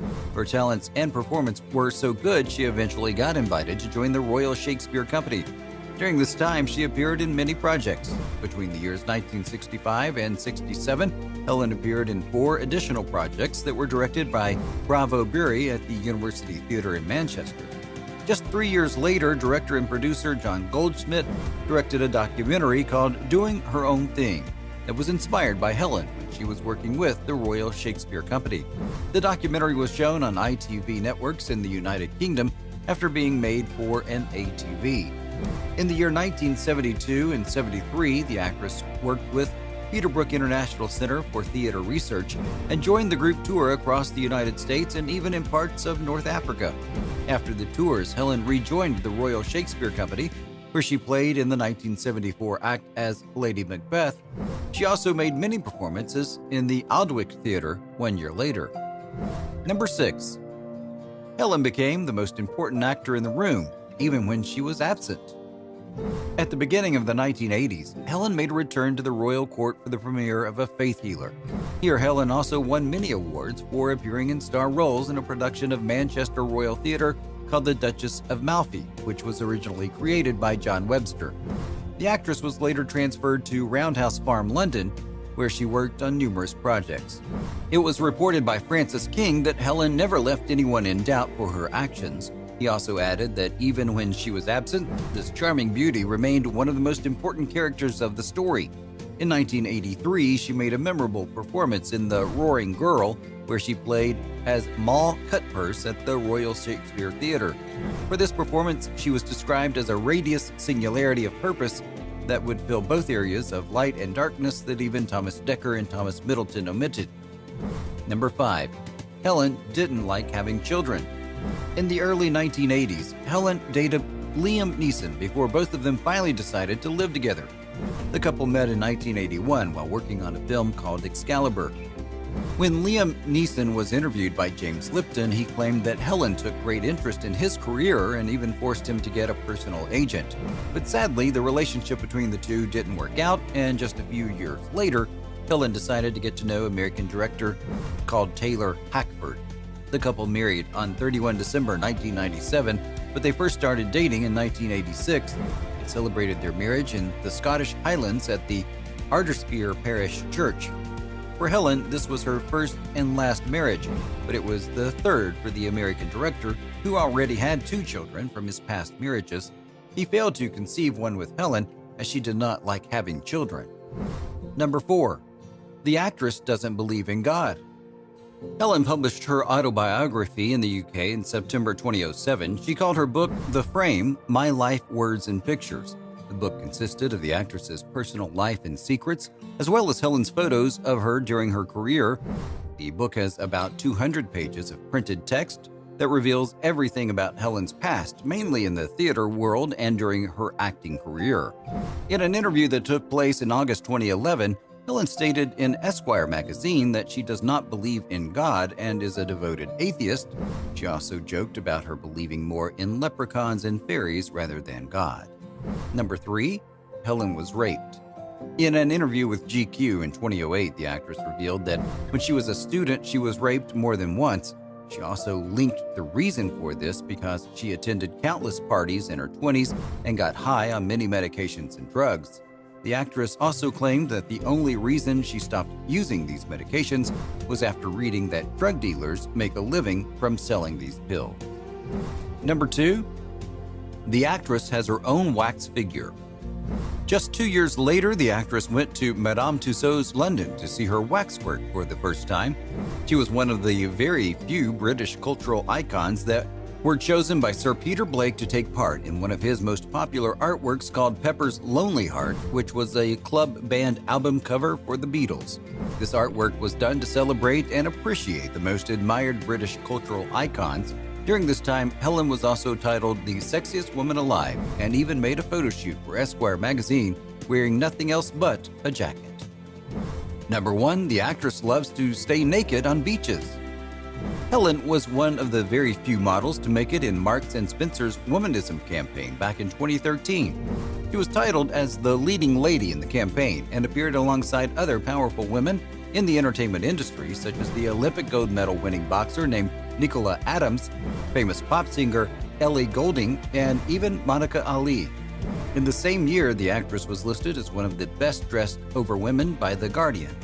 She was invited on Radio Times to talk about all of her achievements. During the interview, she was also open to talk about her private life. Here, the actress expressed that she is a naturist at heart and loves being in natural environments such as the beach or the woods, where everyone is stripped naked. She explained that it doesn't matter if people there are ugly, old, beautiful, or whatever. Being naked just makes her feel liberated and unisexual. In 2004, Helen was also named Naturist of the Year and claimed that she is a true naturist and is her happiest while walking around on a nude beach with people of all kinds. Well, that's a wrap up for this video, guys. If you enjoyed it, make sure to hit that subscribe button for the daily videos like this. Thanks for watching, and remember, stay safe and keep being awesome. Until next time.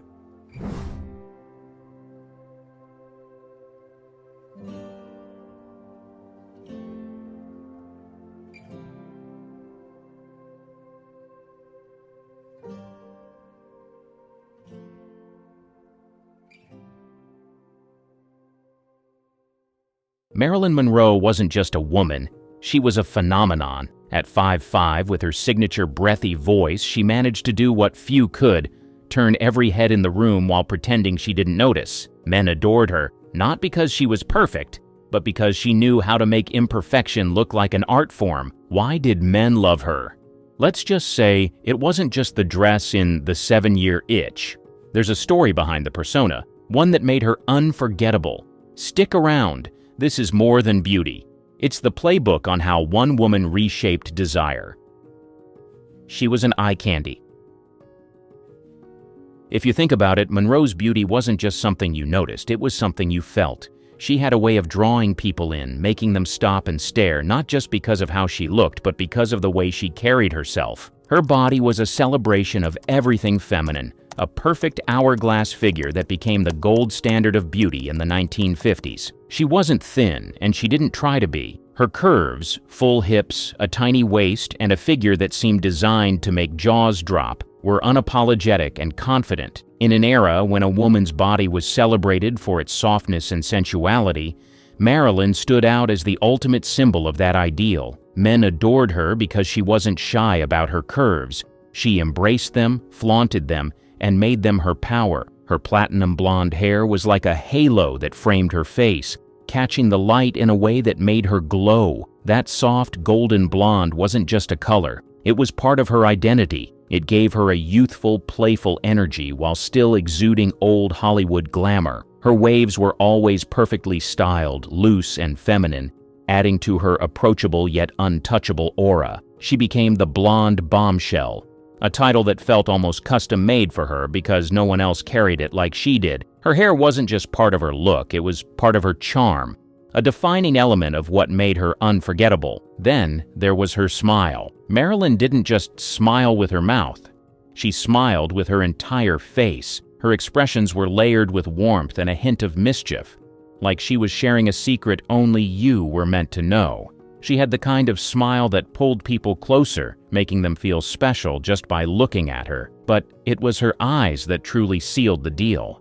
They were big, bright, and impossibly expressive, shifting effortlessly between innocence and seduction. There was a sparkle in her gaze, something playful and curious, like she was constantly on the edge of laughter or a clever remark. She had a way of looking at people that made them feel like they were the center of her world, even if it was just for a moment. Her skin was flawless, a porcelain canvas that seemed to glow on its own. She had a natural radiance that made her stand out, even in black and white films. Her complexion was smooth and luminous, the kind of beauty that didn't need much enhancement. And then there was her beauty mark, a small mole near her cheek that became one of her most iconic features. It wasn't just a detail, it was a statement. That tiny mark gave her face a unique character, setting her apart from the polished perfection of others. It was a reminder that her beauty wasn't cookie-cutter. It was something entirely her own. Everything about Marilyn flowed together effortlessly. Her curves, her hair, her smile, her eyes, her skin. She didn't just look like a dream. She felt like one, a vision of femininity that seemed both approachable and unattainable all at once. Men adored her because she wasn't just beautiful, she was magnetic, someone who radiated confidence, vulnerability, and charm all at the same time. Her beauty wasn't just skin deep, it was alive, electric, and unforgettable. Magnetic personality and charm.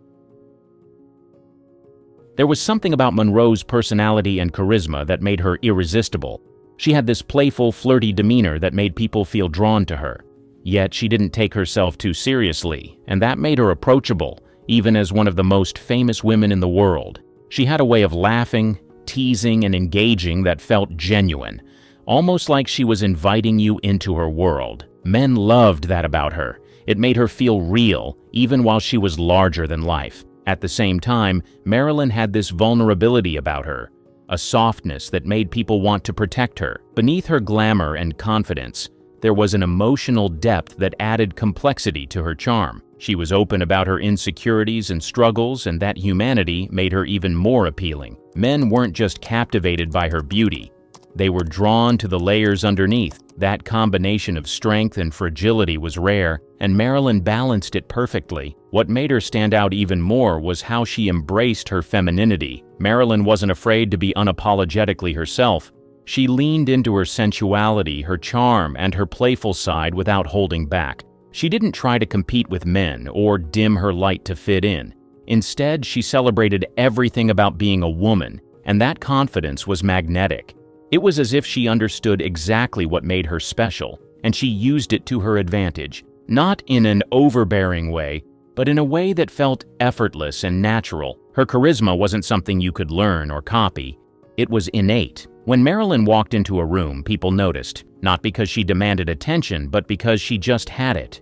It was in the way she moved, the way she spoke, and even the way she paused. She had this ability to make everyone around her feel important, like she was focused on you and no one else. That kind of connection is rare, and Marilyn had it in spades. Marilyn wasn't just a beautiful woman, she was an experience. Her personality was as much a part of her appeal as her looks. She had a way of making men feel seen, admired, and captivated all at once. It wasn't just her beauty that lingered in people's minds. It was the way she made them feel, a combination of warmth, playfulness, and mystery that no one else could replicate. Her hypnotic voice. Marilyn Monroe's voice was as much a part of her allure as her looks. It wasn't just soft, it was hypnotic, like a warm breeze that carried a hint of mystery.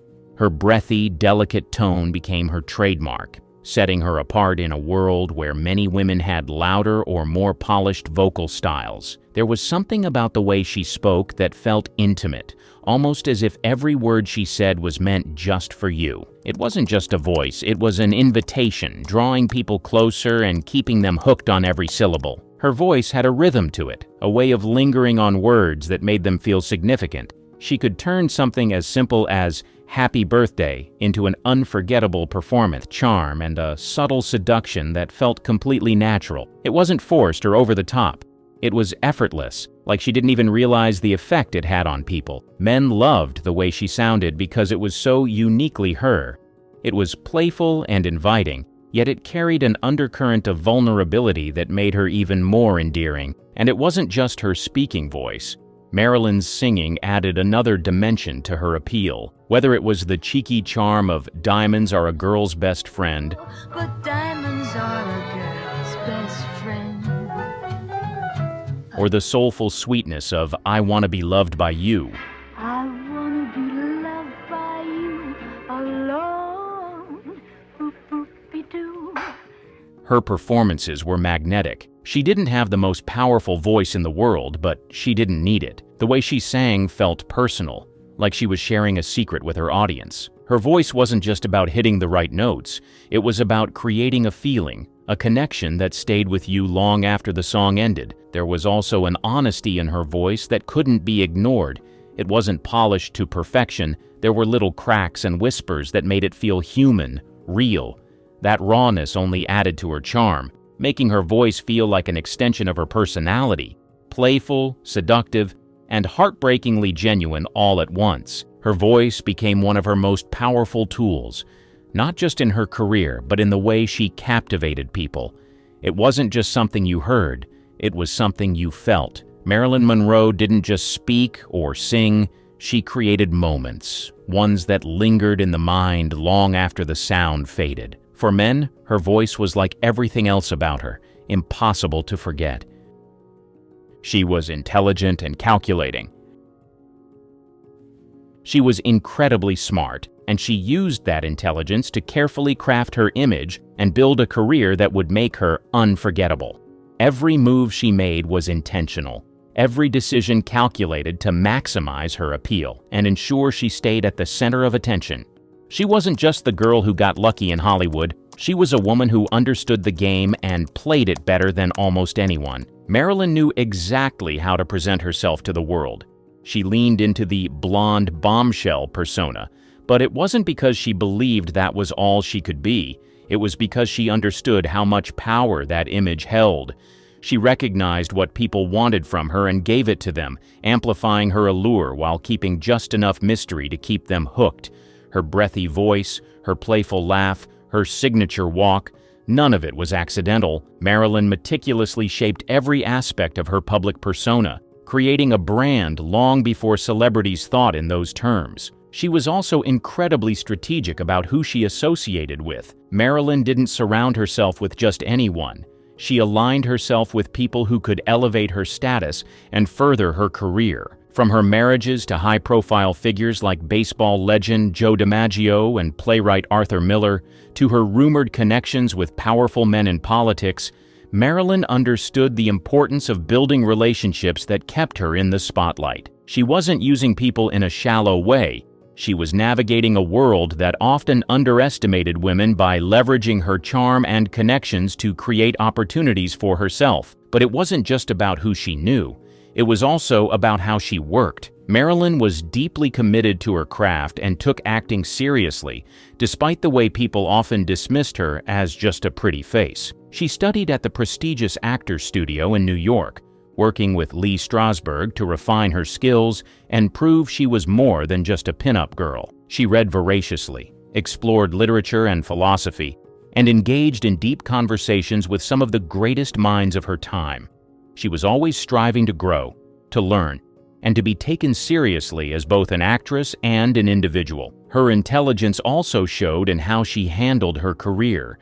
Marilyn knew the value of her image and wasn't afraid to fight for what she deserved. She pushed back against the studios when she felt they were typecasting her, even founding her own production company, something almost unheard of for a woman in the 1950s. She took control of her career at a time when most actresses were at the mercy of studio executives, proving that she wasn't just a passive participant in her success. She was the architect of it. Marilyn's brilliance lay in her ability to balance everything: her beauty, her talent, her relationships, and her image. all while maintaining an air of effortlessness. She made it look easy, but behind the scenes, she was always thinking, always planning, always working to ensure she remained the center of attention. Her intelligence was one of her most underrated traits, but it was also one of the biggest reasons she became the icon we still admire today. She was funny. Monroe's sense of humor was another aspect of her charm that men found irresistible. She had a natural wit and a playful, self-deprecating style that made her incredibly endearing. Despite being one of the most famous and desired women in the world, she never seemed to take herself too seriously, and that made her all the more relatable. She had this light-hearted, almost childlike joy about her that was infectious. When she laughed, it wasn't just a sound. It was a feeling that filled the room and drew people closer to her. She had a knack for using humor to disarm people, putting them at ease even in the most high-pressure situations. Whether it was during an interview on a film set or at a glamorous Hollywood party, Marilyn knew how to make people laugh. She could poke fun at herself, acknowledging the dumb blonde stereotype she often played in movies, but always with a glint in her eye that suggested she was in on the joke. It was as if she was saying, "I know what you think of me, but let's have a little fun with it." Her comedic timing was impeccable, both on and off the screen. In movies like Some Like It Hot and Gentlemen Prefer Blondes, Marilyn showcased her ability to deliver lines with perfect precision, making even the most absurd situations feel genuine and hilarious. She had this rare ability to combine sex appeal with humor, a combination that was as surprising as it was captivating. Men couldn't help but be charmed by the way she could be both incredibly glamorous and genuinely funny at the same time. But Marilyn's humor wasn't just about the jokes, it was about the way she made people feel. Her playful teasing and infectious laugh had a way of breaking down walls, making everyone around her feel more comfortable and at ease. She had this uncanny ability to create an atmosphere of warmth and joy, even in the midst of her own challenges. That lightness, that ability to find and share moments of joy, was a big part of why men adored her.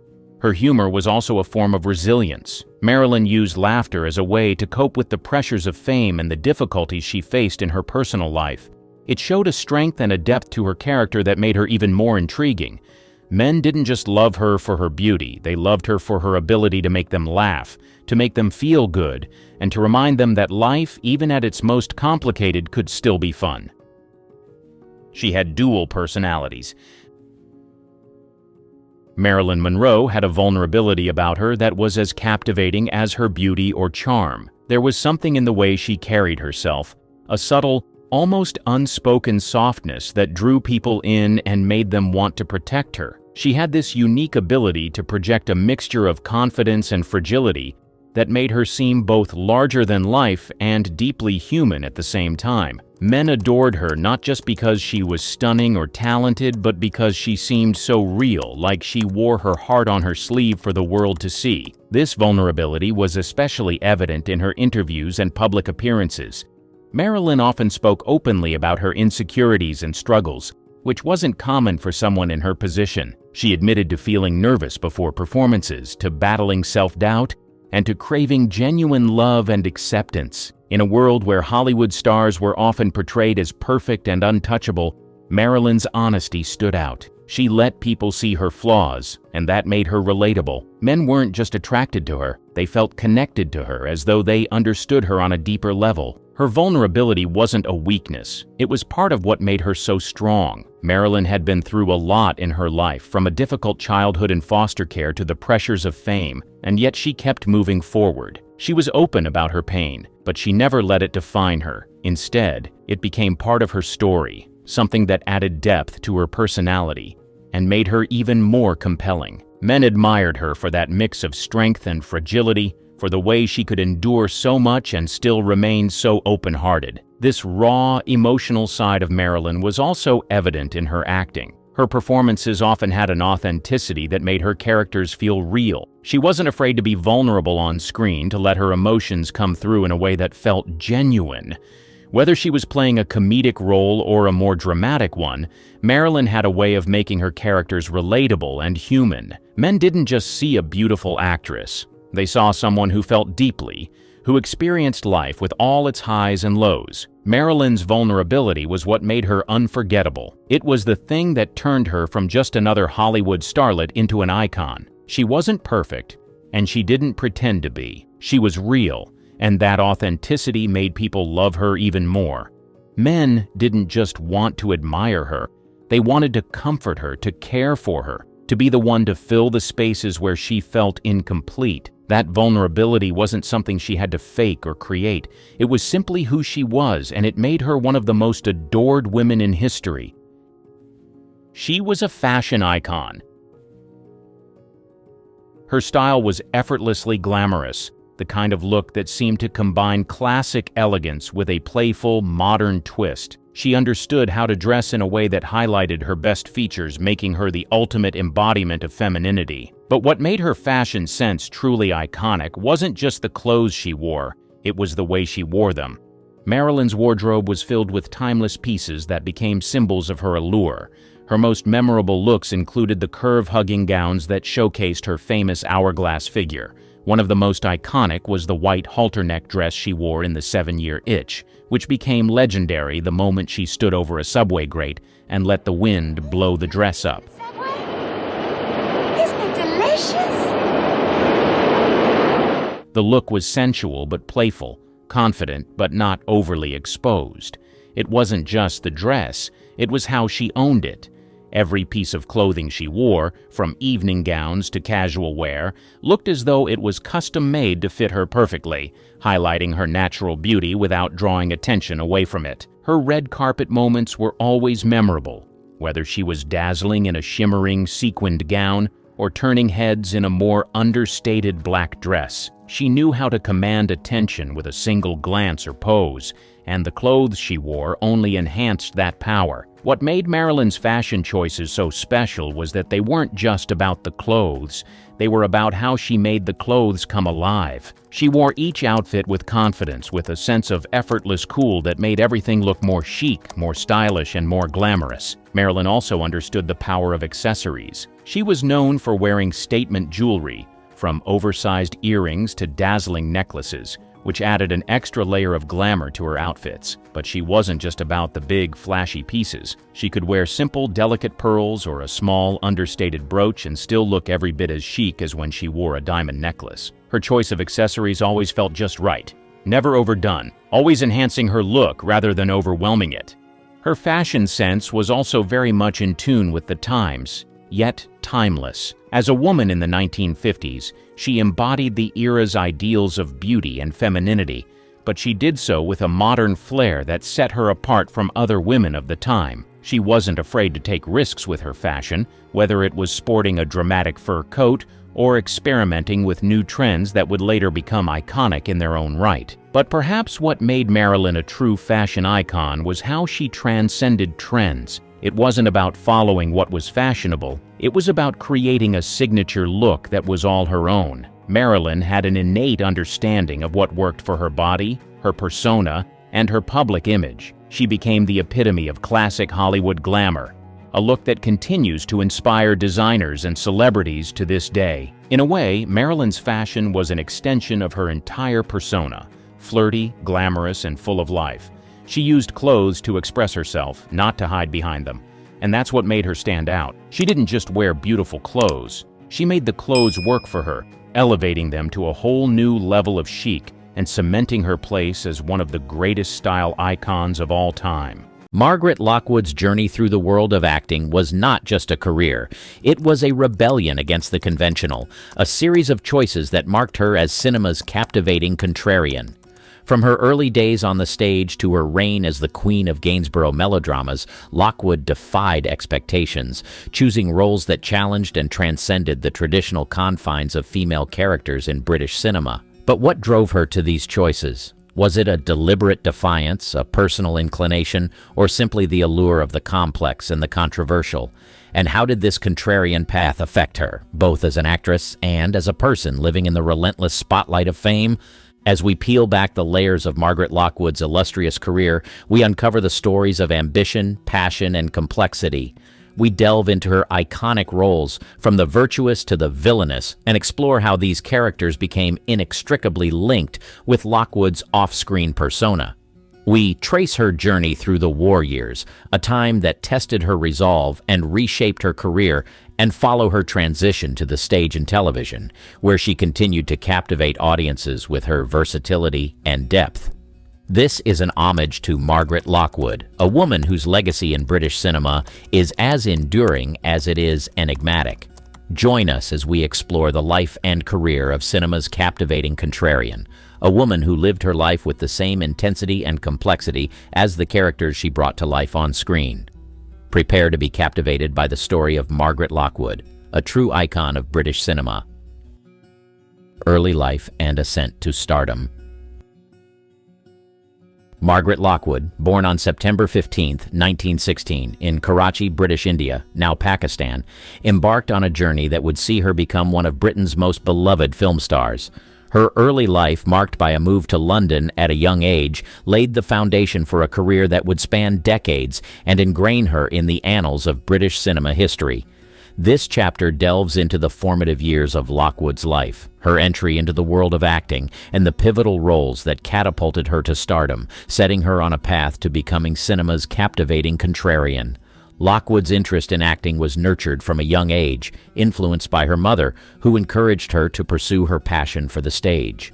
This support led her to attend the Italia Conti Academy of Theatre Arts in London, where she honed her craft and prepared for a career in acting. Lockwood's early experiences in theater, including her professional debut in 1934 in a production of The Lash, were instrumental in developing her skills and presence as an actress. These formative years in the theater were crucial, providing her with the discipline and versatility that would become hallmarks of her career.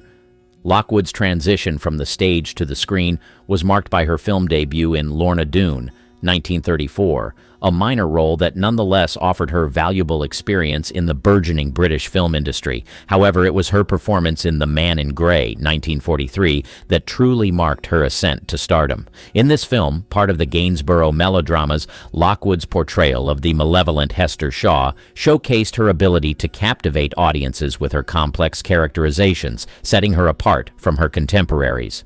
The Man in Grey was a turning point for Lockwood, both professionally and personally. The film's success catapulted her to fame, establishing her as a leading lady in British cinema. It also marked the beginning of her long-standing collaboration with Gainsborough Studios, where she would go on to star in a series of melodramas that capitalized on her unique blend of elegance, intensity, and depth. Films such as Love Story, 1944, and The Wicked Lady, 1945, further solidified her status as a cinematic icon, with Lockwood's performances earning critical acclaim and drawing audiences with their blend of romance, intrigue, and drama. Lockwood's ascent to stardom was not without its challenges. The British film industry, like its Hollywood counterpart, was a male-dominated field, with limited roles for women that often relegated them to secondary status. Lockwood's choice of roles, often strong, complex women who defied societal expectations, was both a reflection of her personal convictions and a strategic career move. By choosing such roles, Lockwood not only challenged the industry's gender norms, but also carved out a niche for herself as an actress capable of delivering powerful performances that resonated with audiences. The Gainsborough melodramas. Margaret Lockwood's career took a definitive turn with her roles in the Gainsborough melodramas during the 1940s, a period that not only marked her ascent to stardom, but also saw her becoming the embodiment of a certain kind of on-screen femininity that was both alluring and complex. The Gainsborough melodramas, known for their lavish costumes, intricate plots, and emotional intensity, provided the perfect backdrop for Lockwood to showcase her range as an actress. This chapter delves into her involvement in these films, focusing on how they shaped her public persona and contributed to her image as cinema's captivating contrarian. The Gainsborough melodramas were a series of films produced by Gainsborough Pictures, which became immensely popular in wartime Britain. They were characterized by their romantic and often scandalous narratives, which stood in stark contrast to the realities of wartime austerity. Lockwood's roles in these films, particularly in The Man in Grey, 1943, and The Wicked Lady, 1945, catapulted her to the status of a national icon. In The Man in Grey, Lockwood's portrayal of the malevolent Hester Shaw revealed her ability to inhabit morally complex characters, challenging the audience's perceptions and sympathies. Her performance in The Wicked Lady further cemented her status as a leading lady capable of carrying a film with her nuanced portrayal of Barbara Worth, a character driven by passion and ambition. Lockwood's roles in these melodramas were significant for several reasons. Firstly, they allowed her to break away from the more traditional roles assigned to women in British cinema, offering her opportunities to explore characters with depth, agency, and complexity. Secondly, these roles resonated with the British public, who were drawn to the escapism offered by the melodramas. Lockwood's characters, often women who defied societal norms and pursued their desires unabashedly, offered a form of vicarious liberation to audiences confined by the strictures of wartime Britain. The impact of the Gainsborough melodramas on Lockwood's career was profound. They established her as a versatile actress capable of drawing audiences into the emotional landscapes of her characters. Moreover, these films showcased Lockwood's ability to navigate the dualities of her roles, women who were at once desirable and dangerous, vulnerable and powerful. This complexity made her performances stand out and contributed to her lasting legacy in British cinema. However, Lockwood's association with the melodramas also presented challenges. The typecasting inherent in her success with these films meant that she had to work harder to find roles that allowed her to step outside the melodramatic genre and demonstrate her range as an actress. Despite these challenges, Lockwood's work in the Gainsborough melodramas remains a testament to her skill, charisma, and enduring appeal as an actress. Iconic roles and performances. Beyond the Gainsborough melodramas, Lockwood's career was marked by a series of roles that showcased her ability to navigate a wide range of characters, from the ingenue to the femme fatale, each imbued with her unique blend of charisma and complexity. This chapter explores some of Lockwood's most memorable performances, highlighting how these roles contributed to her enduring legacy in British cinema. One of Lockwood's most celebrated roles came early in her career with Alfred Hitchcock's The Lady Vanishes, 1938. In this film, Lockwood played Iris Henderson, a young woman who becomes embroiled in a mystery when a fellow passenger disappears on a train journey across Europe. Lockwood's performance was pivotal to the film's success, blending strength and vulnerability in a way that captivated audiences and critics alike. The Lady Vanishes not only solidified Hitchcock's reputation as a master of suspense, but also demonstrated Lockwood's capacity for leading roles that required a delicate balance of determination and nuance. Following her success in the Gainsborough melodramas, Lockwood continued to explore complex characters, notably in The Wicked Lady, 1945. Her portrayal of Barbara Worth, a character driven by ambition and desire, was both controversial and compelling, challenging post-war British society's expectations of women. Lockwood's ability to elicit sympathy for an ostensibly immoral character spoke volumes about her skill and presence as an actress. Another significant role was in Jassy, 1947, where Lockwood played a Romany woman endowed with the gift of second sight, accused of witchcraft. This role allowed Lockwood to delve into a character that was both outside the societal norms and rich with emotional depth, further showcasing her range and contributing to the film's success.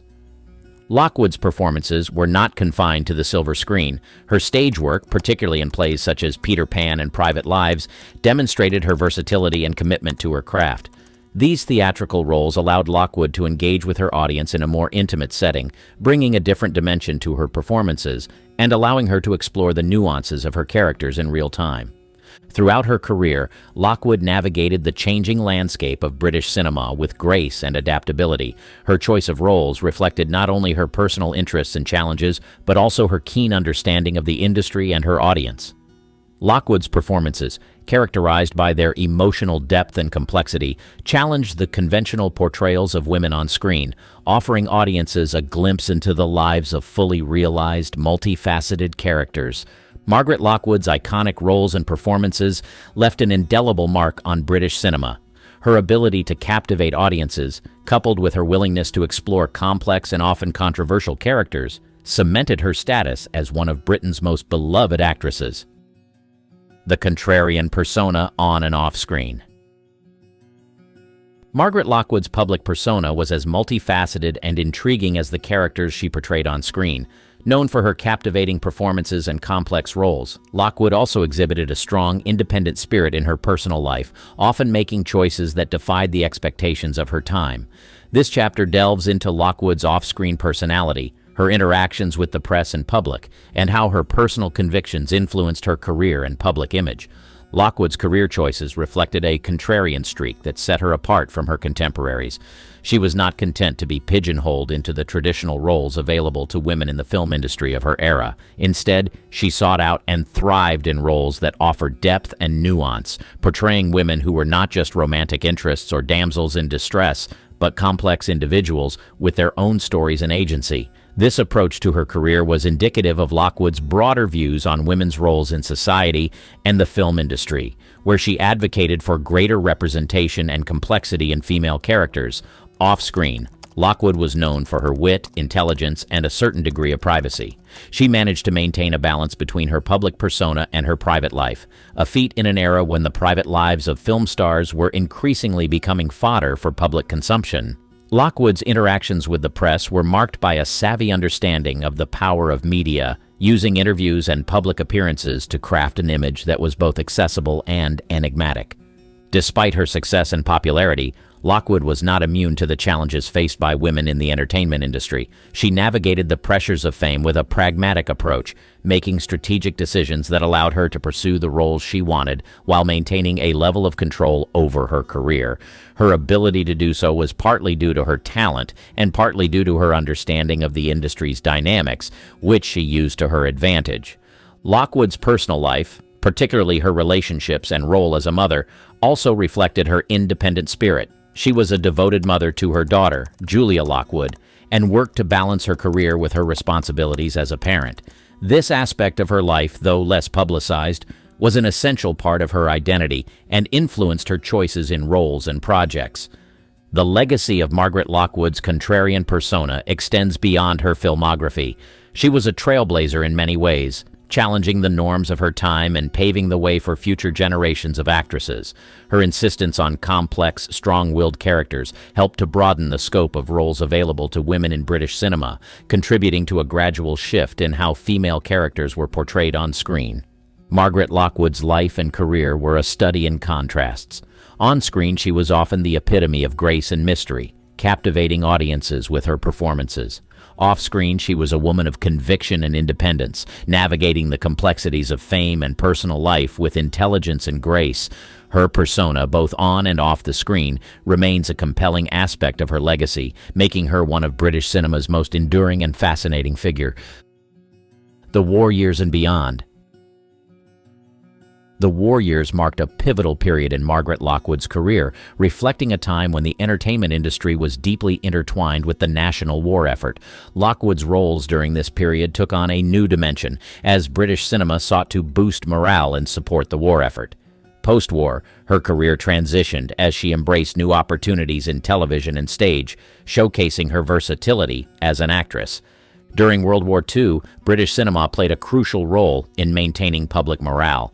Lockwood starred in The Lady Vanishes, 1938, directed by Alfred Hitchcock before the war's outbreak, which became a significant success both in the UK and internationally. However, it was her work in films such as Love Story, 1944, where she played a concert pianist who goes blind, that resonated with wartime audiences. The film, released amidst the backdrop of the war, showcased Lockwood's ability to portray resilience and strength, qualities that mirrored the national sentiment. In 1945, as the war concluded, Lockwood's career continued to flourish with the release of The Wicked Lady, 1945, a film that became one of the highest-grossing British films of the decade. Her portrayal of Barbara Worth, a character who becomes a highwaywoman, captivated post-war audiences, eager for escapism and intrigued by Lockwood's complex portrayal of her character's ambition and defiance. As British cinema transitioned in the post-war years, so did Lockwood's career. The late 1940s and 1950s saw her taking on roles that were reflective of the changing societal attitudes and the film industry's evolution. Films like Highly Dangerous, 1950, where Lockwood played a scientist sent behind the Iron Curtain, showcased her in roles that broke away from traditional stereotypes, aligning with the era's growing interest in spy thrillers and Cold War narratives. Lockwood's transition to television and stage in the 1950s and 1960s marked a new chapter in her career. She embraced the medium of television, appearing in productions such as Justice, 1971 to 1974, a legal drama series that offered her the lead role as Harriet Peterson, a barrister navigating the complexities of law and justice. This role, among others, demonstrated Lockwood's adaptability and continued appeal as an actress, allowing her to reach new audiences and explore different facets of her craft. Her stage work during this period included notable performances in productions such as Peter Pan and Private Lives, where Lockwood's stage presence and performance depth were on full display. These roles allowed her to engage with live audiences, bringing a different dimension to her acting and further solidifying her status as a versatile and skilled performer. The stage and television. In the 1950s, as the allure of cinema began to compete with the rising popularity of television, Lockwood, like many of her contemporaries, explored opportunities in this new medium. Television offered a platform for more intimate storytelling and character development, aspects that played to Lockwood's strengths as an actress known for her depth and nuance. One of her significant television roles came in the early 1970s with the legal drama series Justice. Lockwood starred as Harriet Peterson, a barrister navigating the complexities of the legal system and championing the cause of justice. This role allowed Lockwood to portray a strong, intelligent woman breaking barriers in a male-dominated profession, themes that resonated with her career-long penchant for playing pioneering female characters. Justice ran for several seasons, affirming Lockwood's status as a television star and introducing her to a new generation of viewers. Parallel to her television work, Lockwood's passion for the stage saw a revival. The theater offered her the opportunity to engage with live audiences, bringing an immediacy and energy that differed from her film and television roles. Her stage work included a variety of productions, from classic plays to contemporary dramas, allowing her to explore a range of characters and themes. One notable stage appearance was in the production of Peter Pan, where Lockwood played Mrs. Darling.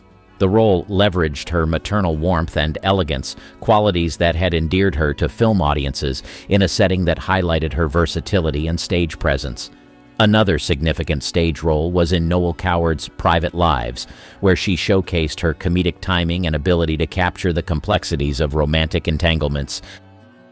The legacy of a contrarian icon. Margaret Lockwood's foray into television and stage during the latter part of her career underscores her adaptability and enduring talent. By embracing these new arenas, she demonstrated a willingness to evolve with the industry and explore the breadth of her abilities as a performer.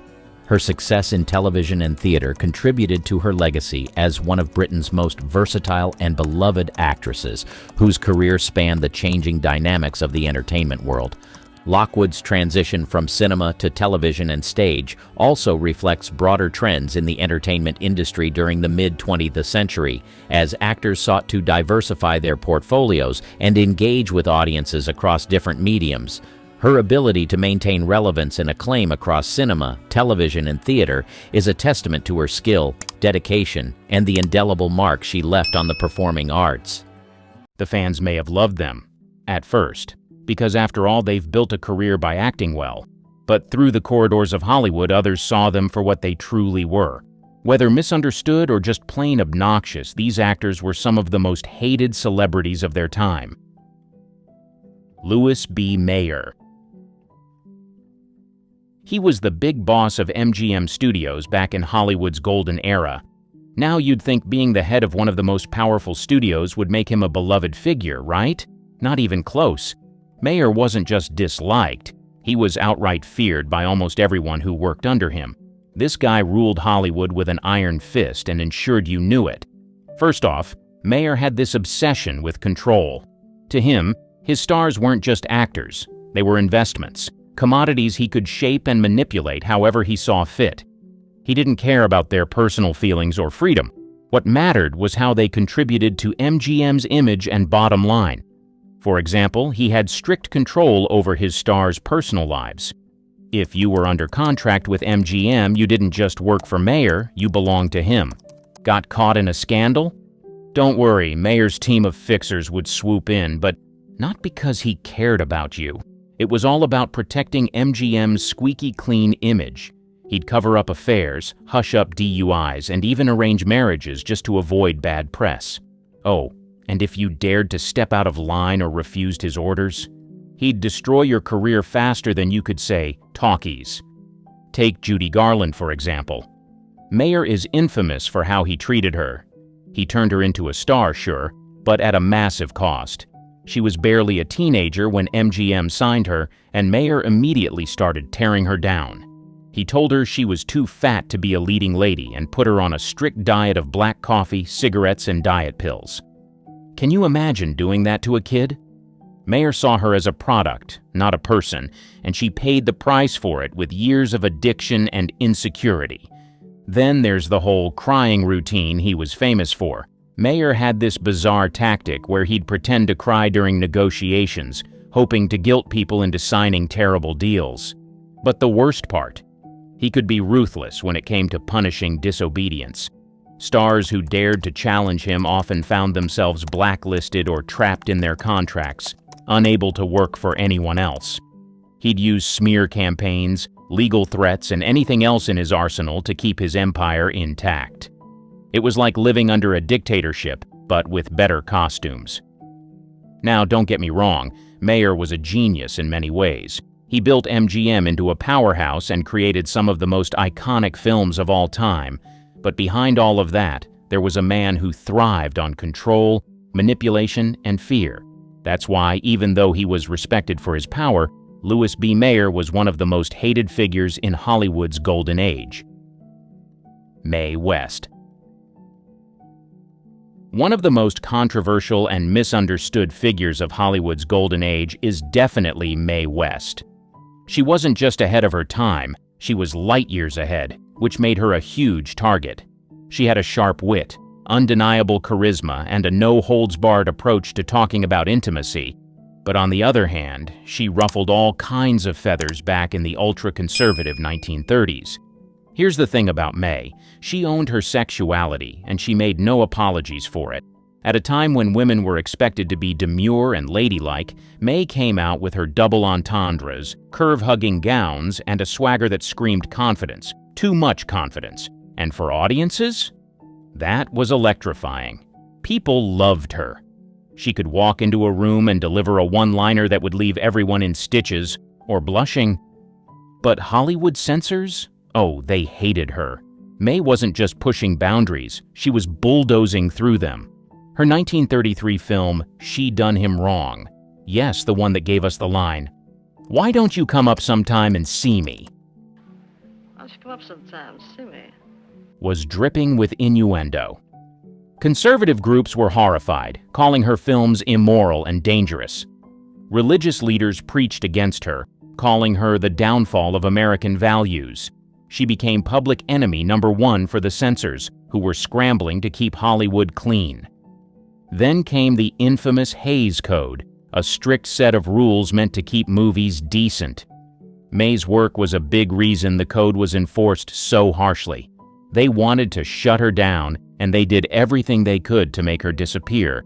She was blacklisted by the industry, her scripts were gutted, and her career in film was essentially derailed. But did Mae go quietly? Of course not. Mae shifted gears and took her act to Las Vegas, Broadway, and even radio, where she caused more controversy. In 1937, she appeared on a live broadcast with ventriloquist Edgar Bergen and his dummy Charlie McCarthy. Mae, being Mae, turned the innocent puppet routine into a flirtatious back and forth. It was hilarious, but it sent the prudish crowd into a frenzy. NBC received so many complaints that Mae was banned from their airwaves. Yup, banned for talking to a puppet. Here's the interesting part. While the Hollywood elite and the moral crusaders despised her, Mae knew she was making waves. She once said, "I believe in censorship. I made a fortune out of it." That's Mae West in a nutshell, turning society's outrage into a career. She wasn't just a provocateur, she was a trailblazer, proving that women could own their sexuality and still be powerful. So, yeah, Mae West was hated by censors, moralists, and the Hollywood establishment, but she didn't care. She walked away with her head held high, and a legacy that still makes people blush and laugh at the same time. Bette Davis. There's no denying her talent. She was a powerhouse actress who could light up a scene like nobody else. But if you worked with her, chances are you'd walk away either awestruck or swearing never to do it again. Bette was as famous for her feisty personality as she was for her iconic roles, and that made her a lot of enemies in Hollywood. First of all, Bette didn't take crap from anyone. Directors, studio heads, co-stars, it didn't matter who you were. If you crossed her or didn't meet her standards, she'd let you know. And not in a polite, behind-closed-doors kind of way. She'd call you out right then and there, sometimes with a sharp comment or an icy glare that could freeze you in your tracks. To some, this was refreshing. She wasn't afraid to fight for what she wanted. But for many, it was just plain intimidating. Take her feud with Jack Warner, the head of Warner Brothers Studios. Bette wanted better scripts and better pay, but Warner saw her as just another actress under contract. When she tried to leave the studio for better opportunities, Warner blocked her at every turn, leading to a very public legal battle. Bette lost the case, but she won something more important: respect.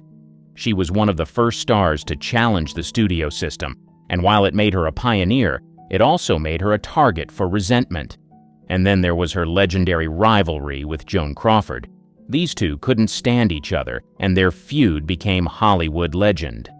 On the set of Whatever Happened to Baby Jane, they took every chance to one-up and undermine each other. Bette reportedly kicked Joan hard enough during one scene to require stitches, and Joan retaliated by wearing lead weights under her costume, making it nearly impossible for Bette to lift her in another scene. It was petty, it was dramatic, and it was everything you'd expect from two divas at the top of their game. Even her co-stars weren't spared. Actor George Brent, who worked with her on multiple films, once called her the most difficult woman in Hollywood. And Miriam Hopkins, her frequent co-star, described working with Bette as a battlefield experience. Hopkins hated her so much that she spread rumors about Bette, saying she had slept her way to the top. Bette, of course, fired back, saying Miriam was just jealous. But here's the thing, Bette wasn't difficult for the sake of being difficult. She cared deeply about her work and had a perfectionist streak a mile wide. She once said, "I will never be below the title," meaning she wouldn't settle for anything less than excellence, whether it was from herself or those around her. That kind of attitude earned her 2 Oscars and countless iconic roles, but it also made her a magnet for conflict. At the end of the day, Bette Davis didn't play by the rules, and that made her both hated and admired in equal measure. She fought tooth and nail for her career, and while she ruffled plenty of feathers along the way, she never apologized for it. Love her or hate her, you couldn't ignore her. And that's exactly how she wanted it. Bing Crosby. To fans, he was the ultimate symbol of smooth, effortless charm. His velvety voice made him a legend with songs like White Christmas, and he seemed like the epitome of the all-American family man in movies like Going My Way. But behind that squeaky clean image, there was a much darker, more complicated reality, and it was his own family who blew the whistle. For years, Bing's public persona was untouchable. He was the guy everyone wanted to invite to Christmas dinner, warm, genial, and endlessly talented. But in 1983, after his death, his eldest son, Gary Crosby, published a tell-all memoir titled Going My Own Way, and let me tell you, it shattered the illusion. According to Gary, Bing wasn't the easygoing dad America thought he was. Instead, Gary described him as a cold, authoritarian figure who ruled the household with an iron fist. One of the most shocking claims was how Bing disciplined his kids. Gary wrote that his father used a thick belt to punish them, often for minor infractions like not finishing dinner or talking back. And this wasn't just your standard strict parenting of the time, it was reportedly brutal both physically and emotionally. Gary said his dad would mock their weight, calling them fatso or bucket butt if they gained a few pounds. Imagine having Bing Crosby, of all people, the voice of calm and Christmas cheer, tearing you down like that. But Gary wasn't the only one with grievances. His brothers also backed up the claims, painting a picture of a man who was distant, demanding, and deeply flawed. Two of Bing's sons, Lindsay and Dennis, struggled with depression and substance abuse for years, and both tragically died by suicide in the late 1980s. Their deaths further fueled speculation about how much their troubled relationship with their father contributed to their struggles. Now, Bing's defenders argue that he came from a different time. He grew up in a strict Irish Catholic household himself, so some say he was just passing down what he'd learned. But let's be real. Being a product of your time doesn't excuse being cruel. Even some of Bing's closest friends admitted he had a temper and could be controlling, especially when it came to his family. The revelations were a huge blow to Bing's reputation. Fans who had adored him for decades suddenly saw him in a completely different light. It was like finding out Santa Claus had a dark side. And while some still choose to focus on his contributions to music and film, others can't overlook the pain he caused behind closed doors.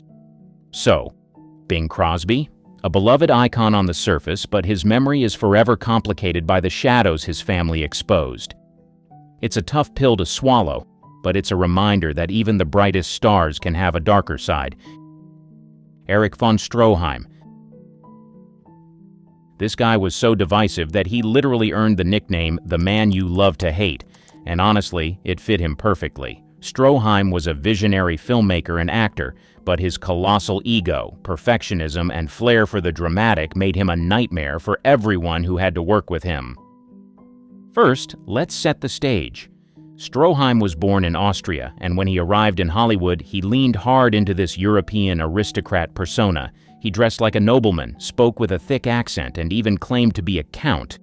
Spoiler alert, none of that was true. He was just a guy from a middle-class background who knew how to sell himself. But hey, it worked. He became famous for playing villains, the sadistic, monocle-wearing type, and he carried that larger-than-life energy into his career as a director. Now, here's the thing about Stroheim. He was brilliant. Films like Greed and Foolish Wives are considered masterpieces today, but at the time, they were infamous for their chaos behind the scenes. Stroheim demanded absolute control over every aspect of his productions. He wasn't just a perfectionist, he was obsessed. For Greed, he shot over 85 hours of footage, including an insane amount of detail no one would ever see, like gold teeth for extras who barely appeared on screen. Studio executives were tearing their hair out trying to rein him in. And then there was the money. Stroheim was notorious for blowing through budgets like they were monopoly money. Take Foolish Wives, for example. It was billed as the first million-dollar movie, but Stroheim just kept spending, adding ridiculous flourishes like recreating entire European streets for authenticity. Studio heads begged him to scale back, but he refused. For Stroheim, compromise wasn't an option. His behavior on set didn't help either. Stroheim was notoriously demanding and abrasive, treating actors and crew members like chess pieces in his grand vision. Actress Zasu Pitts, one of his regular collaborators, once described working with him as exhausting but brilliant. Others weren't so kind. If you didn't meet his expectations, he'd berate you until you did, or until you quit. Unsurprisingly, studio executives hated him. They saw Stroheim as a liability, a director who couldn't stick to a schedule or a budget. Eventually, they started editing his films without his input, cutting down his epic works into shorter, more marketable versions. This drove Stroheim insane. He considered it a betrayal of his art, and honestly, he never fully recovered from it. By the mid-1920s, his career as a director was basically over. But here's the kicker. Despite all the drama, Stroheim's films are now hailed as some of the greatest of their time. His meticulous attention to detail and his refusal to compromise are the things that made his work stand out, even if they made him impossible to work with. He may have alienated just about everyone in Hollywood, but Stroheim stayed true to his vision, for better or worse. So why was he hated? Because he was brilliant, stubborn, and unapologetically himself, even when it cost him everything. Love him or hate him, Stroheim's work as a Hollywood rebel is undeniable. Norma Shearer. While she was undeniably talented, there were rumors in Hollywood that her career success wasn't solely the result of her acting abilities, but because of her marriage to Irving Thalberg, the head of MGM Studios. Norma was often seen as the beneficiary of unfair advantages. Thalberg, known as the boy wonder of Hollywood, was one of the most powerful men in the business, and his influence helped her rise to the top. Critics and rivals claimed that Norma was handed plum roles that other actresses who were considered more talented or better suited for certain roles didn't get. The idea was that she was being favored, not because of her acting chops, but because she was Thalberg's wife. Her marriage to Thalberg certainly helped open doors, but it also fueled jealousy and resentment from other actresses who felt she didn't have to work as hard for her success. On top of that, she was often typecast as the good girl in MGM's opulent, glamorous productions, roles that critics felt were too easy and not as challenging as those given to other actresses who had to fight for their spots. The real animosity, however, came from her personal life and the perceived privilege she held within the studio. For one thing, Norma was not exactly the best at playing the parts that made her a star, like the virtuous wife or the pure-hearted love interest. Some felt she was much more suited to complex, more rebellious roles, but the studio kept her locked into these lighter, more sanitized characters. Her critics argued that she wasn't just playing it safe with her roles, but that she was being forced into them because of her connection to Thalberg.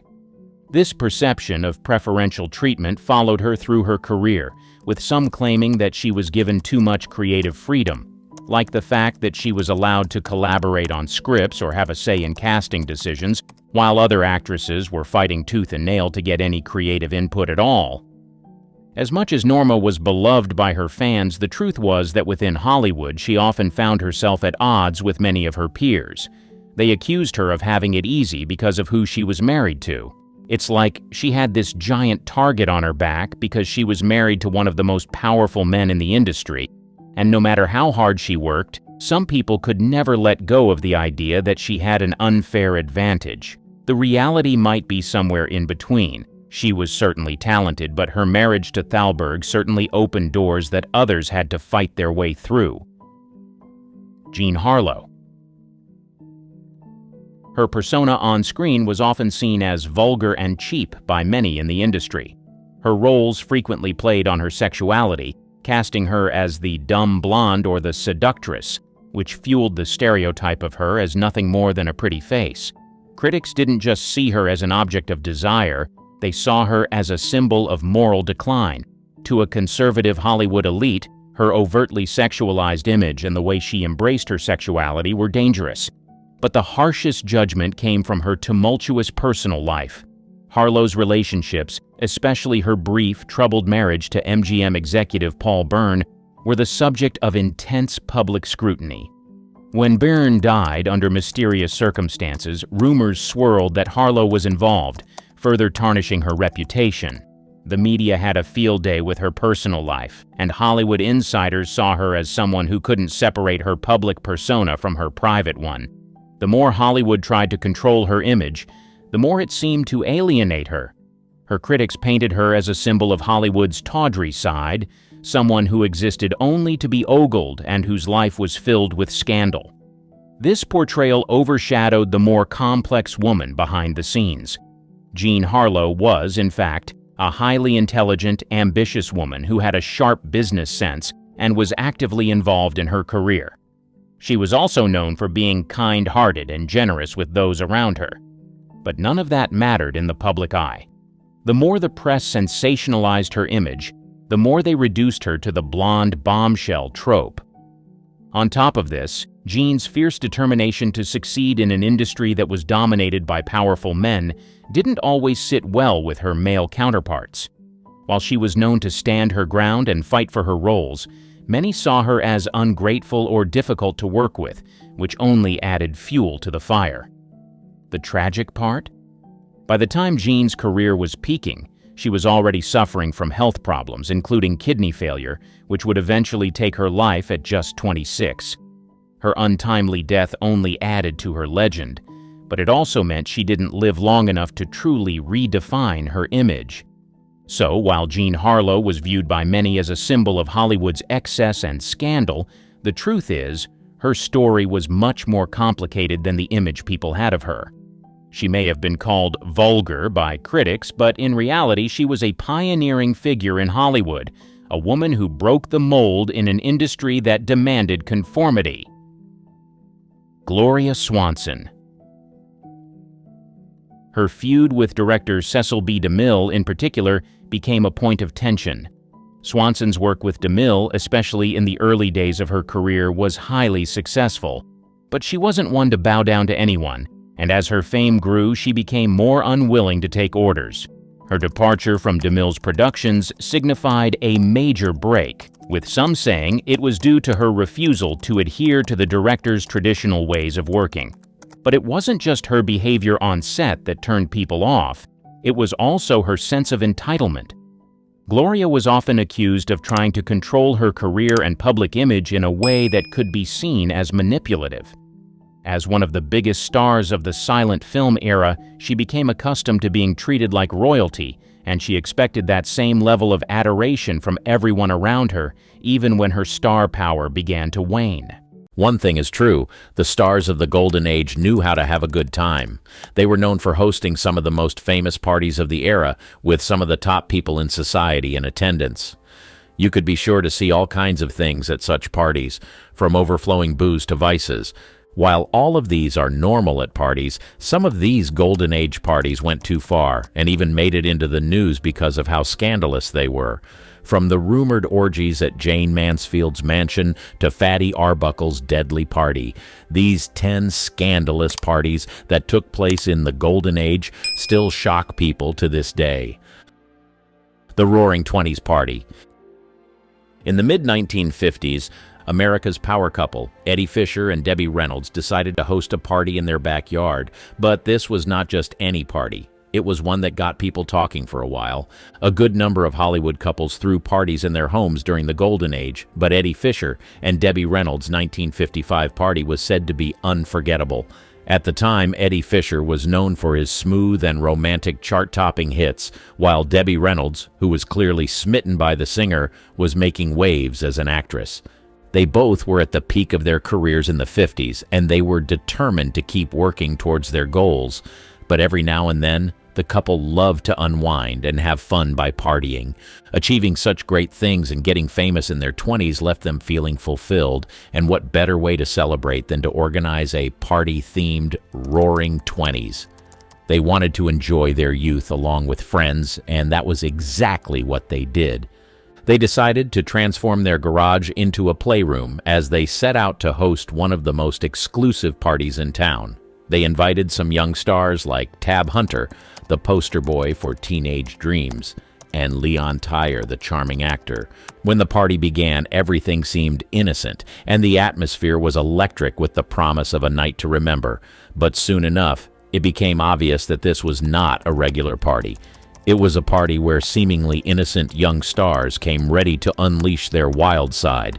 The party gave them permission to shed their public personas and reveal a wild side hidden from the prying eyes of the paparazzi. It was said that the party was not one for innocent eyes, as subtle glances turned into lingering touches, and the stars allegedly consumed all kinds of substances. From the pictures that circulated after the party, one could see that they all let loose and partied with reckless abandon. Most of the stars there were busy exploring their raw, untamed passion, and no one was left out of the fun. Only the people who attended the party truly know what happened that night, but rumors circulated that it was a bit too wild. No one expected it to turn out that way, especially because Debbie Reynolds and Eddie were known to have a wholesome image. MGM's Dark 1937 Party. The MGM's Grand Party in 1937 was an event that a lot of people enjoyed, but for one actress, Patricia Douglas, it turned into a night she desperately wanted to erase. According to reports, the party was organized in Los Angeles in honor of MGM's top salesman. There were already rumors about the strange things that the top men in the studio did behind closed doors, but not many people knew the extent of it. Before the party began, the studio brought the salesmen in by train from different parts of the country, and it looked like it was going to be the most glamorous party of the year. The event was extravagant, with star-studded meet and greets, marching bands to lead the way, and even a fleet of motorcycle cops providing a grand entrance. There was a private rail car, brimming with promise, booze, and lively conversations. To commence the ceremony, which was to take place at the famous Ambassador Hotel, MGM's Louis B. Mayer stepped on stage and gave a speech. But it was after the ceremony that the convention's grandeur took a dark twist. The centerpiece was a lavish party with the comedic brilliance of Laurel and Hardy and the mesmerizing Dandridge sisters. And there was an open bar, ensuring that spirits were as high as the Hollywood Hills. Yet, amid all the dazzle, Patricia Douglas, a dancer and movie extra, found herself in a nightmarish situation. She was one of 120 young women told they were destined for an on-location film shoot that evening. However, once they arrived, they realized they were trapped in an event with a sinister underbelly. It was said that the party was not a normal party, but a stag party. Several strange acts were rumored to have taken place on that night, but one of the most shocking was what happened to the young actress Patricia Douglas. As the night wore on, Douglas, amid the glitz and glamour, was allegedly targeted by a drunken salesman who not only forced her to consume alcohol, but also took alleged advantage of her. Never in her lifetime would she have thought that someone would do such a thing to her. She was devastated and shocked, but Patricia was not one to stay silent. She raised her voice and spoke out about what happened to her. She explained every detail, hoping to get justice. Unfortunately, the court was not exactly in her favor, not because she was lying, but because MGM allegedly made the story disappear. MGM didn't want the world to know that one of their best salesmen took advantage of an underage girl at a party they organized. This kind of scandal would have tarnished the image of the studio forever, so they used their influence to make the scandal disappear. Jane Mansfield's Wild Mansion Party. Mansfield was a Hollywood star who defined the word wild. She was known for her fearless embrace of sensuality and glamour. Her figure-hugging outfits, her trademark blonde bombshell hair, and her smile were the weapons in her arsenal. She made sure the cameras loved her, and they sure did. But the wildness didn't stop at her looks. Jane was a party animal, and her Hollywood Hills mansion was the backdrop for some of the wildest soirees that ever graced the hills. If you want to have an idea of what her parties looked like, picture a mansion in the Hollywood Hills with the stars twinkling overhead and the poolside lit up like a movie set. This was the setting for one of Jane Mansfield's notorious house parties, a place where the word excess took on a whole new meaning. Excessive drinking, late-night revelry, and perhaps more were part of the package. There are rumors that these soirees weren't just about clinking glasses and polite chit-chat. The night would often take on a more uninhibited vibe, with guests participating in some, let's say, risque activities. There were rumors that her guests got involved in orgies during these parties. Some people even said she taped these acts for her guests. Yet it wasn't just about the parties.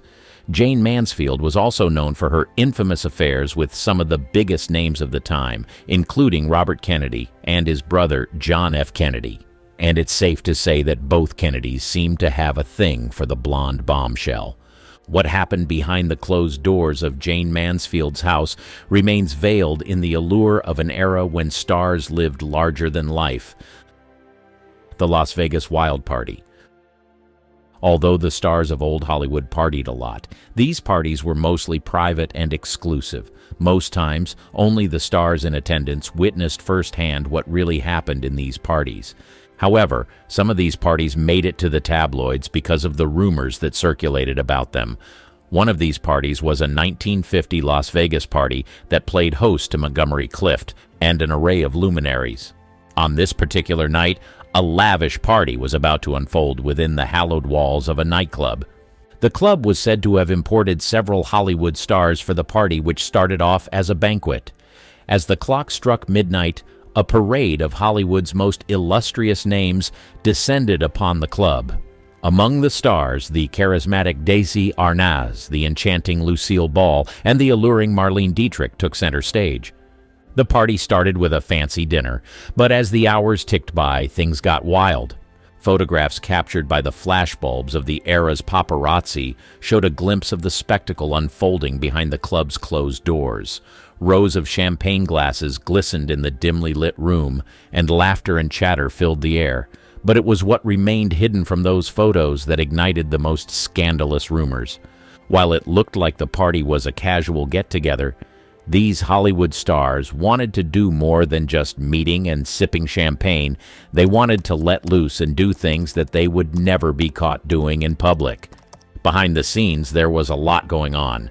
Rumors started to spread about this party. People said there was lots of drinking and even some drug use. Even the stars that were known to be reserved and laid back unleashed another side. The club made room for these Hollywood stars to do whatever they wanted. There were no restrictions, but they did all these with the understanding that whatever happens in Vegas stays in Vegas. From every indication, the party turned into something wilder than anyone expected. The stars, known for their perfect public images, took off their masks, let loose, and did things that were a bit scandalous. Errol Flynn's weird parties.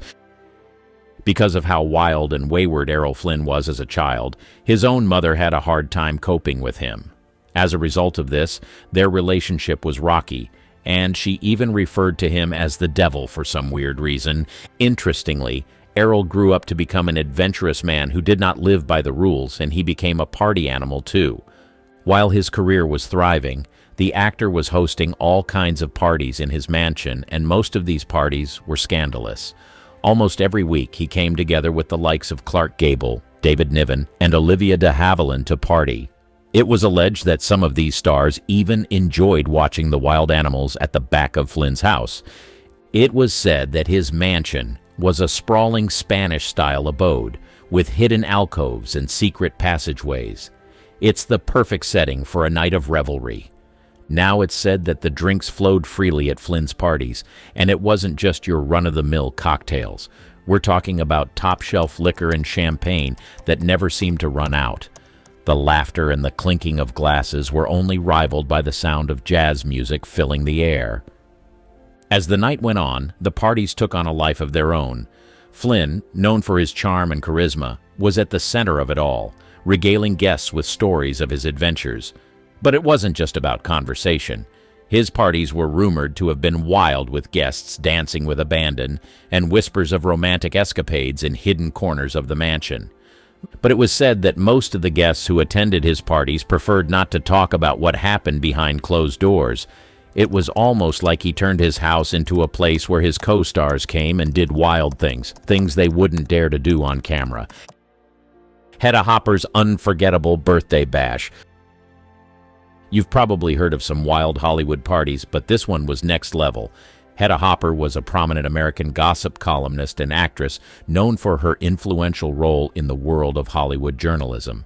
The star-studded guest list read the likes of Judy Garland and Clark Gable, two icons in their own right, walking through the door. You can imagine the paparazzi bulbs popping like crazy, capturing every moment of what was shaping up to be a legendary night. The setting was as lavish as they come. We're talking about decorations that could rival the grandeur of a blockbuster film set.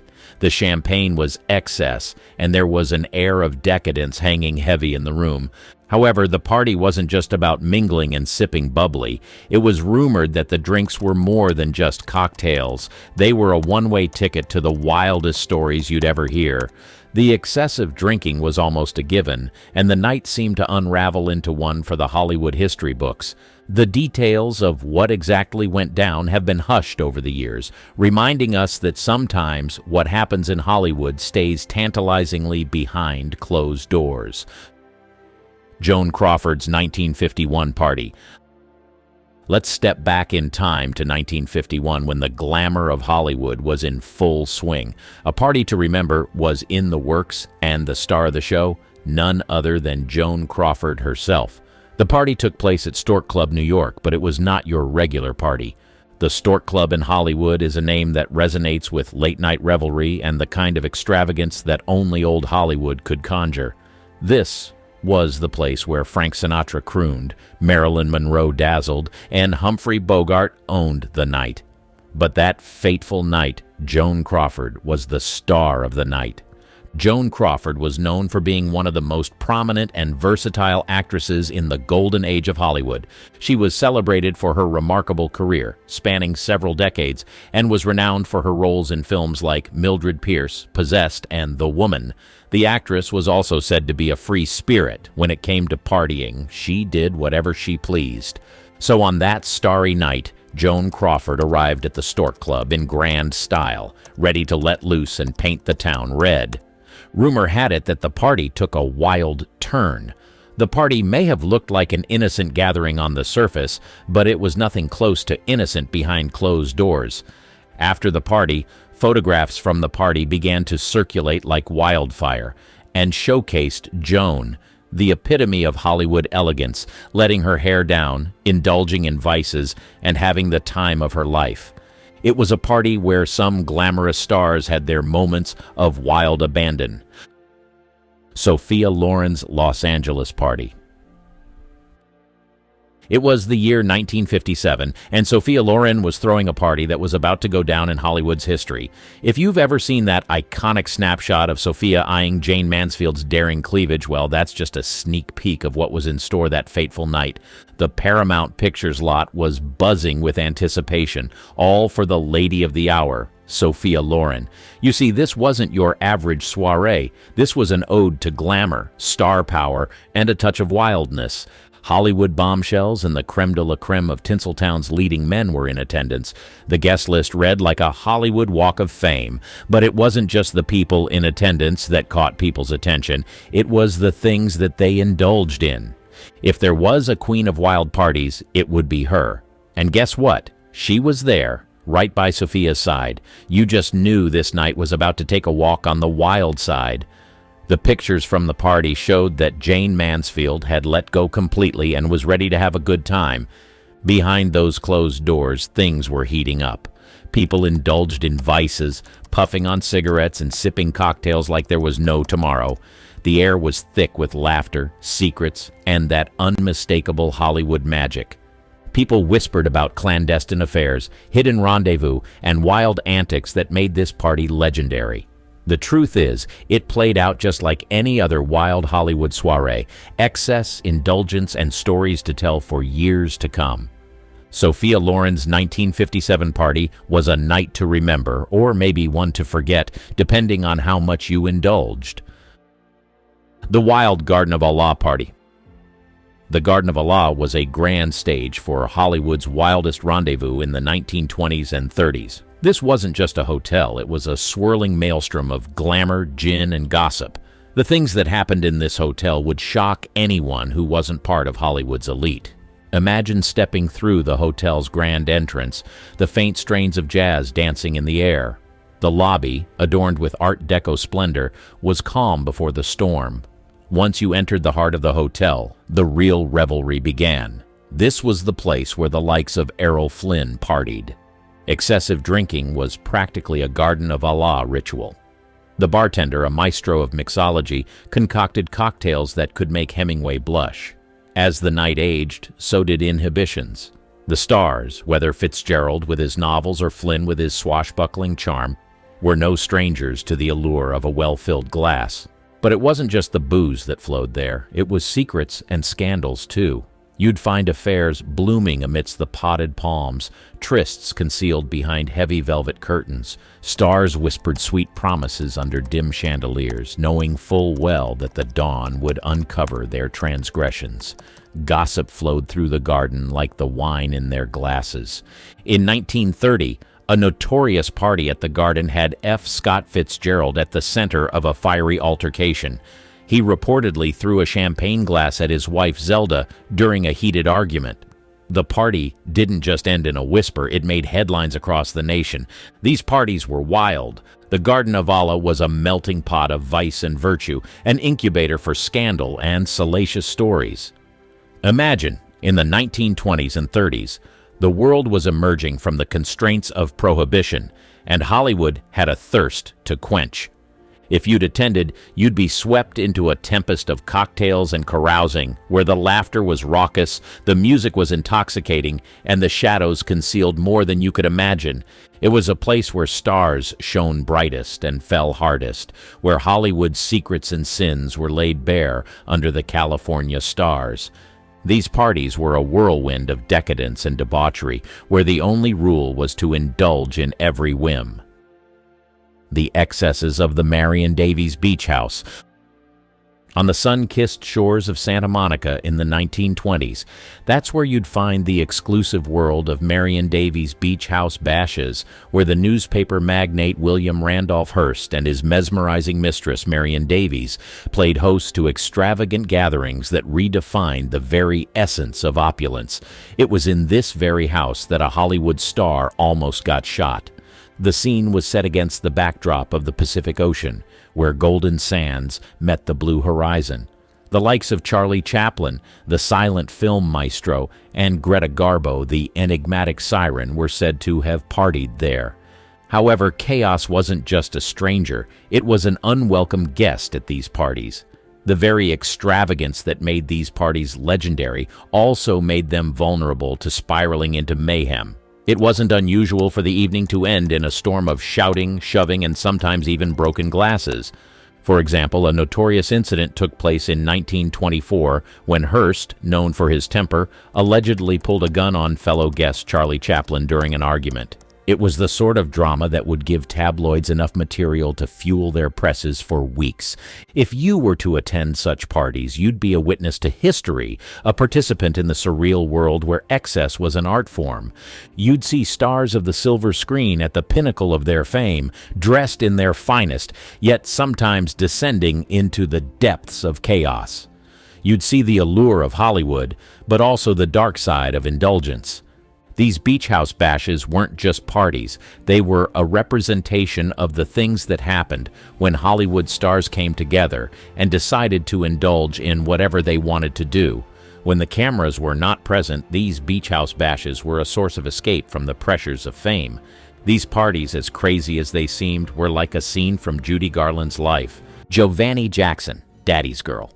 Hollywood always had shining stars. But beneath the surface lies a darker side, a history marked by manipulation, betrayal, and cruelty.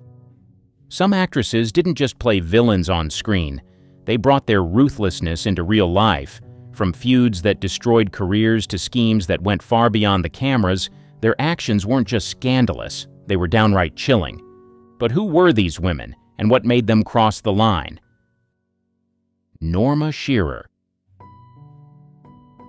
She was a stunning, poised actress at the top of her game in the 1930s, but with a little secret weapon up her sleeve. Her husband, Irving Thalberg, the head honcho of MGM, the most powerful studio at the time. Being married to the boy wonder of Hollywood meant Norma wasn't just any actress. She practically had a direct line to the casting couch, and not in the way you'd think. Here's where it gets juicy. Norma was accused of using her marital connection to snag roles that other actresses were gunning for, sometimes ruthlessly. Take Joan Crawford, for instance. She and Norma were in a not-so-subtle battle for the spotlight. Joan once said, "How can I compete with Norma? She sleeps with the boss." It wasn't just Joan, though. Myrna Loy, another MGM star, also felt the sting of Norma's influence. Loy believed she lost roles because Norma had first dibs on the juiciest scripts. Norma wasn't just sitting around waiting for opportunities to fall into her lap, though. Oh no, she hustled. She even went so far as to commission provocative photos of herself to prove she could handle sexier, edgier roles like the lead in The Divorcee, a part that won her an Oscar. That move was bold, but it didn't win her many friends. Other actresses saw it as her playing dirty, using her privilege and connections to bulldoze her way to the top. And here's the kicker. Norma wasn't apologetic about any of it. She knew the power she had, and she used it shamelessly. To her, it was survival in a cutthroat industry. But to those on the losing end, like Joan and Myrna, it looked more like sabotage.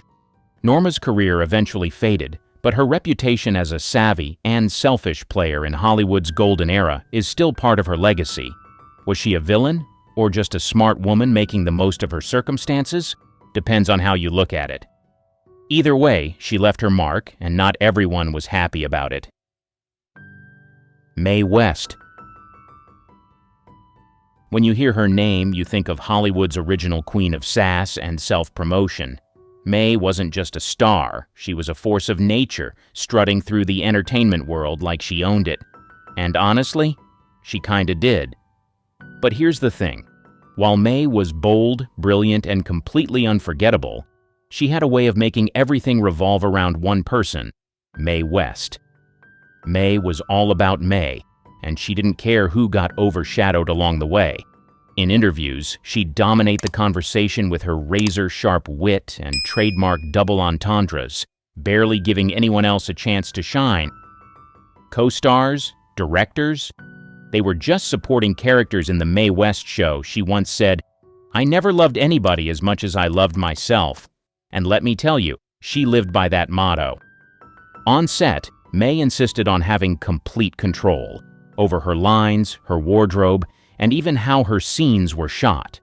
Directors found her exhausting, and co-stars often complained they were reduced to mere props.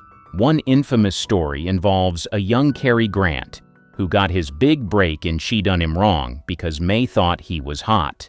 She literally plucked him out of obscurity and made him her leading man, but only because he made her look good. Mae even wrote most of her own scripts, which sounds impressive until you realize they were mostly vehicles for her to deliver one-liners and look fabulous. If a scene wasn't all about her, she'd either rewrite it or refuse to shoot it. Her co-stars? They were lucky if they got a word in edgewise. But here's the thing about Mae. She didn't care if people thought she was selfish. In fact, she leaned into it. She famously said, "I'm not afraid of criticism. I gave up that fear long ago." To Mae, being selfish wasn't a flaw. It was a survival strategy in an industry that chews people up and spits them out. So, love her or hate her, Mae West made Hollywood play by her rules. Was she selfish? Absolutely. But she was also a trailblazer, proving that a woman could run the show and own it without apologizing for a second. Marilyn Monroe. She had the looks, the charm, and that breathy voice that made her an icon, but behind all the glamour was a woman who didn't always play nice. Sure, Marilyn seemed like the sweet, shy girl next door, but in reality, she could be manipulative, selfish, and frustrating to deal with. Marilyn had a way of making everything about her, especially when it came to relationships. She charmed men with ease, but many of them, from Joe DiMaggio to Arthur Miller, felt like they were used as stepping stones or props to maintain her image. Marilyn craved adoration, and if she wasn't the center of attention, she'd find a way to turn the spotlight back on herself.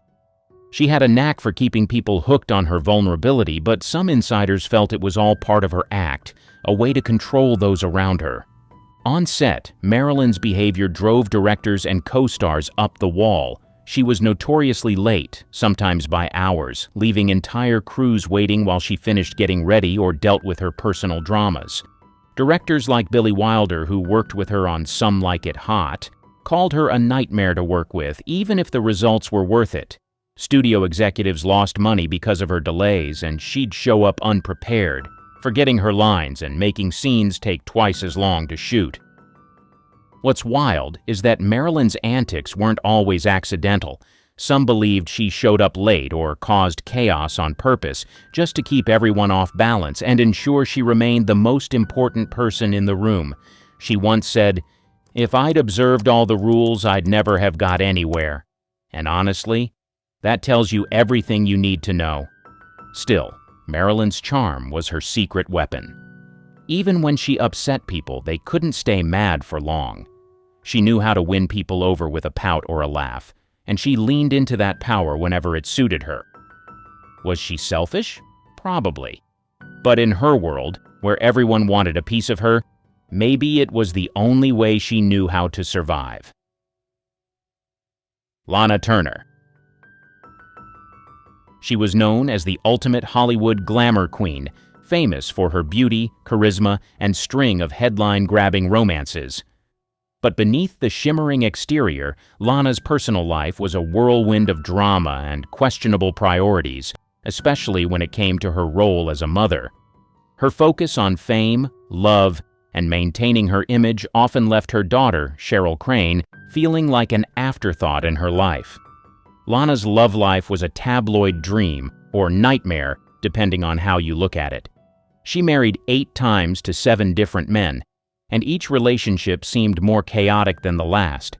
Her constant search for love and validation often overshadowed her responsibilities as a mother. Cheryl, her only child, grew up in the middle of this storm, frequently shuffled to the side as Lana pursued her next romance or career move. The most infamous chapter of Lana's life, and the one that put her relationship with Cheryl under a microscope, was the demise of her abusive boyfriend, Johnny Stompanato, in 1958. Stompanato was a mobster who had been physically and emotionally abusive to Lana. One night, during a particularly violent argument between Lana and Johnny, 14-year-old Cheryl intervened. She grabbed a knife and stabbed Stompanato to protect her mother. The incident was ruled justifiable homicide, but it threw Cheryl into the spotlight and left her emotionally scarred. Many people blamed Lana for exposing Cheryl to such a toxic environment in the first place. Critics said Lana's pattern of prioritizing her own happiness, especially in her choice of volatile, dangerous men, put her daughter in harm's way. Cheryl later revealed that she felt neglected and isolated, living in the shadow of her mother's glamorous yet chaotic life. She described how Lana's obsession with her public image often left her feeling like an accessory, not a priority. Even after the Stompanato tragedy, Lana continued to focus on maintaining her movie star persona, often at the expense of her relationship with Cheryl. Their mother-daughter bond remained strained for years, with Cheryl struggling to find her own identity outside of Lana's shadow. Lana's story is a complex one. On the one hand, she was a woman navigating a male-dominated industry, doing whatever it took to stay on top. On the other hand, her relentless pursuit of fame and love left behind a trail of emotional wreckage, with her daughter paying the steepest price. It's a classic case of Hollywood glamour hiding a much darker reality underneath. Gloria Swanson.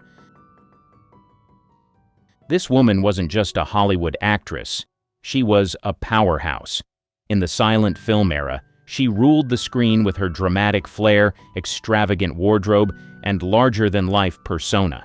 But behind all of that, Swanson had a reputation for doing whatever it took to get ahead, even if it meant stepping on a few toes or breaking hearts along the way. Swanson's ambition was unmatched. She wasn't content with being just another actress. She wanted to be the star. And she wasn't afraid to manipulate the people around her to climb higher. One of the most talked about examples was her relationship with Joseph P. Kennedy, father of future President John F. Kennedy. Kennedy wasn't just her lover. He was also her financier, helping to fund her lavish lifestyle and her failing production company.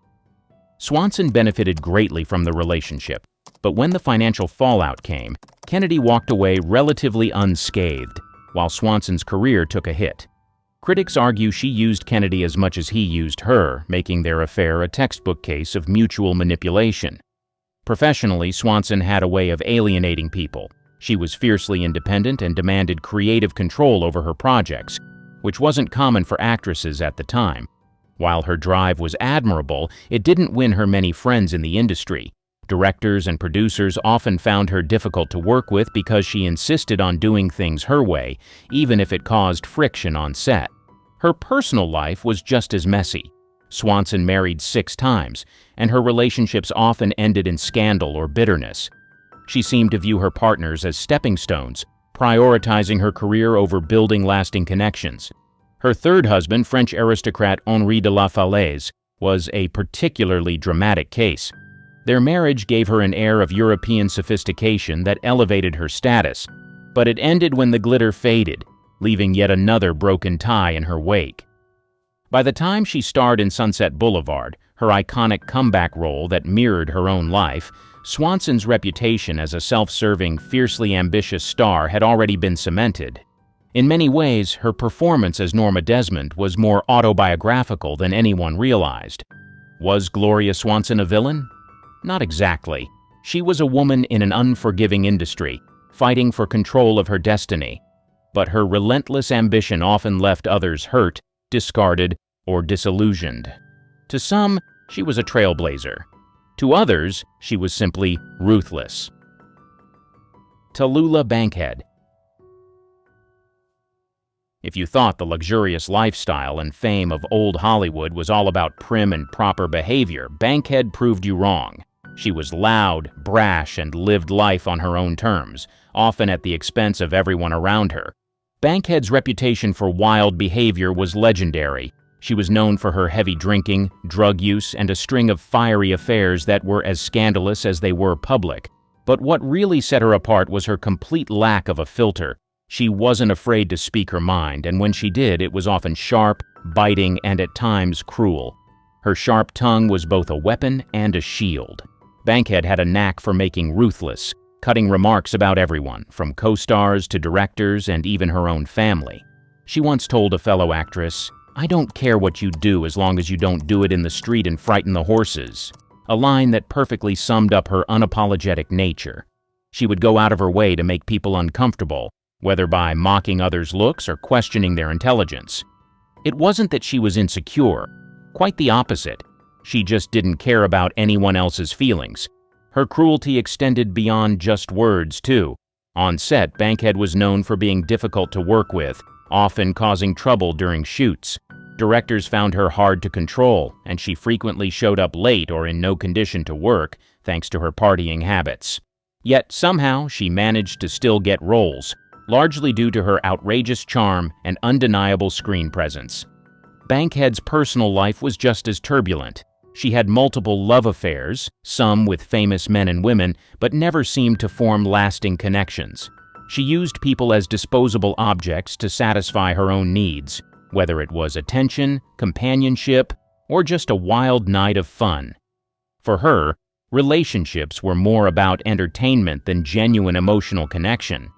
Yet, despite all the chaos, Tallulah Bankhead became a cult figure, beloved by some for her outlandishness and celebrated for living a life that most could only dream of in terms of freedom, albeit with consequences. She didn't give a damn about social norms or expectations, and while many found her antics tiresome or even cruel, others admired her boldness. She lived life on her own terms, and damn the consequences. In the end, Tallulah Bankhead was more than just a Hollywood star. She was a chaotic force of nature, a person who didn't care what others thought, and who would rather burn bridges than play nice. In a way, she was the perfect reflection of an industry that often valued the appearance of perfection over the messiness of real life. Barbara Stanwyck. She had a reputation for being a master at playing tough, no-nonsense characters on screen, but it seems she took a bit of that tough exterior into her personal life, too. Stanwyck was all about self-preservation. She knew how to build a career and maintain an image, but she also had a knack for cutting ties with people when they no longer served her interests. She wasn't the type to keep people around just for the sake of it, whether it was friends, co-stars, or even family. If someone no longer had a role in her life, they were quickly shown the door. There was no room for sentimentality in Stanwyck's world. Her fiercely private nature didn't help her popularity in Hollywood circles either. While other stars might bask in the spotlight and engage with their colleagues or fans, Stanwyck kept her distance, often keeping to herself or her closest circle of people. She had a strict keep your business to yourself policy, which sometimes made her seem aloof, standoffish, or even unapproachable. This detached nature didn't endear her to some of her co-stars or those working closely with her. Despite being a beloved and respected actress, she often isolated herself on set, leaving others to feel like they didn't have a real connection with her. There was a certain coldness to her, especially when it came to personal relationships. She had 2 marriages, both of which ended badly. The first to actor Frank Fay was rocky, marked by infidelity and tension, and after their divorce, Stanwyck's relationships with men were often seen as transactional rather than emotionally fulfilling. Stanwyck's approach to relationships wasn't just about keeping things private. It was about control. She was known for playing the role of the hard-nosed, calculating woman in many of her films, but it seems that role extended off-screen too. When she felt someone was a threat to her career, her personal space, or her privacy, they were quickly cut off. It wasn't about being mean. It was about protecting her territory, her image, and her career from anything that might cause her harm. Though many admired her for her unmatched acting talent, her emotional detachment and self-preserving nature left a trail of broken ties in Hollywood. While she was deeply respected for her work and known for being a professional on set, she wasn't the kind of person who would stick around for the long haul when it came to friendships or anything that didn't directly benefit her. Stanwyck's legacy is filled with glowing accolades for her skill, but her personal story is one of cold pragmatism and calculated decisions. She wasn't afraid to burn bridges if it meant advancing herself or protecting her space. Bette Davis. She was raw, unapologetic, and fiercely determined to maintain her star status no matter what it took. But in her relentless pursuit of stardom, Davis wasn't exactly concerned with how many bridges she burned or who got offended along the way. In fact, she seemed to almost revel in her reputation for being tough, demanding, and sometimes downright cruel. Her famous feuds and sharp tongue were as much a part of her legacy as her Oscar-winning performances. One of the most legendary and most vicious rivalries in Hollywood history was the one between Bette Davis and Joan Crawford. Their feud, which started in the 1930s, reached new heights when they were cast as the leads in Whatever Happened to Baby Jane in 1962. The two actresses couldn't have been more different, and their animosity went beyond mere professional competition. Davis once said, "She's a bitch, but she's my bitch." That pretty much sums up the animosity between them. There was no love lost, only cold, calculated contempt. The stories from the set of Baby Jane are legendary. They would constantly try to one-up each other, sabotaging each other's scenes and playing psychological games behind the scenes. It wasn't just on-screen drama. It was real, personal, and filled with spite. But Davis didn't reserve her sharp tongue for just one person. She was known for cutting people down, colleagues or not. She didn't care if she offended anyone with her direct and often hurtful criticisms. Directors, co-stars, and even studio heads could find themselves on the receiving end of Davis's biting remarks. She was a woman who demanded perfection from herself and everyone around her, and if you didn't measure up, you were fair game. If you couldn't take the heat, you were quickly discarded. It wasn't about making friends for Bette. It was about making sure she stayed on top, no matter the cost. Davis's famous outbursts and public criticism didn't make her popular in Hollywood, but they certainly kept her in the conversation. She was known for her bluntness and her refusal to play the game the way the studio system wanted her to. While many stars of the time were busy towing the line and maintaining a squeaky clean image, Davis made it clear she was going to do things her way, even if it meant stepping on a few toes along the way. Her story is one of fierce determination, but also one marked by a trail of offended colleagues and damaged relationships. Davis wasn't afraid to ruffle feathers if it meant maintaining her status as one of the greatest actresses in Hollywood, and while that made her unforgettable, it also made her a polarizing figure. In the end, Bette Davis proved that in the cutthroat world of Hollywood, it wasn't enough to just be talented. You also had to be willing to fight, even if it meant losing a few friends along the way. Joan Crawford. Here's what you may not know. Joan Crawford is one of the most infamous stars in Hollywood history, but not for the reasons most would expect. While she was adored by millions for her glamorous roles behind closed doors, Crawford's life was a storm of manipulation, control, and a relentless desire for success at any cost. Crawford was known for putting her career above everything else, family included. She often seemed to view her relationships, especially with her children, as mere extensions of her public image, which she worked tirelessly to maintain. But her personal life was far from ideal, and it wasn't long before rumors began to swirl about how she treated her family, especially her children. In her later years, her adopted daughter, Christina Crawford, famously penned a memoir called Mommy Dearest, in which she accused Joan of severe emotional and physical abuse. The book portrayed Crawford as a cold, controlling mother, and the revelations were shocking. Christina described Joan as a woman who expected perfection, punished her children for minor transgressions, and was a tyrant behind closed doors. For a good part of their lives, these legendary actresses have devoted themselves to the entertainment of the audience and left blood, sweat, and tears on their sets. Sadly, in the year 2024, some of them got snatched from the earth before their time. It has been announced in the last few minutes that the famed actress, Dame Maggie Smith, has died. Others lived a full life before passing away. But the one thing they all have in common is they left a huge mark on Earth, and they will forever be remembered. Shannen Doherty.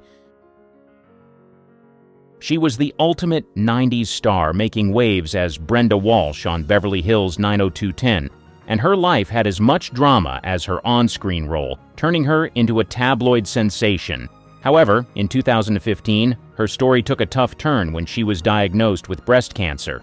After a brief remission, it came back in 2019, spreading to her brain. Despite her strength, this time, the fight was too much. On July 13, 2024, Shannen Doherty passed away at the age of 53, leaving behind her amazing work and a life well lived. Shelley Duvall. They call her the legend of horror. She had this captivating, almost otherworldly look that made her perfect for that. And on top of that, directors like Robert Altman couldn't get enough of her, and she played all kinds of roles, from a teen groupie in Nashville to the quirky Olive in Popeye. But it was her role in The Shining, facing off against Jack Nicholson, that turned her into a horror legend. Sadly, on July 11th, Shelley Duvall passed away from complications related to diabetes at the age of 75. Her impact on film is something that won't be forgotten anytime soon.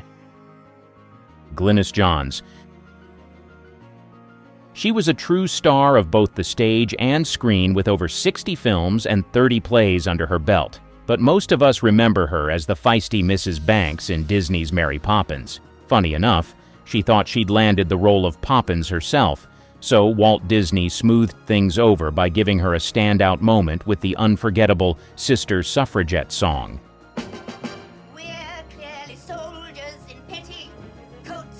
A decade later, her unique voice charmed Stephen Sondheim, who wrote Send in the Clowns just for her in the Broadway hit A Little Night Music, earning her a Tony Award. She also scored an Oscar nomination for The Sundowners, but on January 4, 2024, she passed away, though no cause of death was given. Cindy Morgan.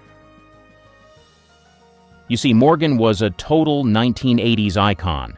Her star shot up right from the start with her film debut as the gorgeous Lacey in the classic comedy Caddyshack.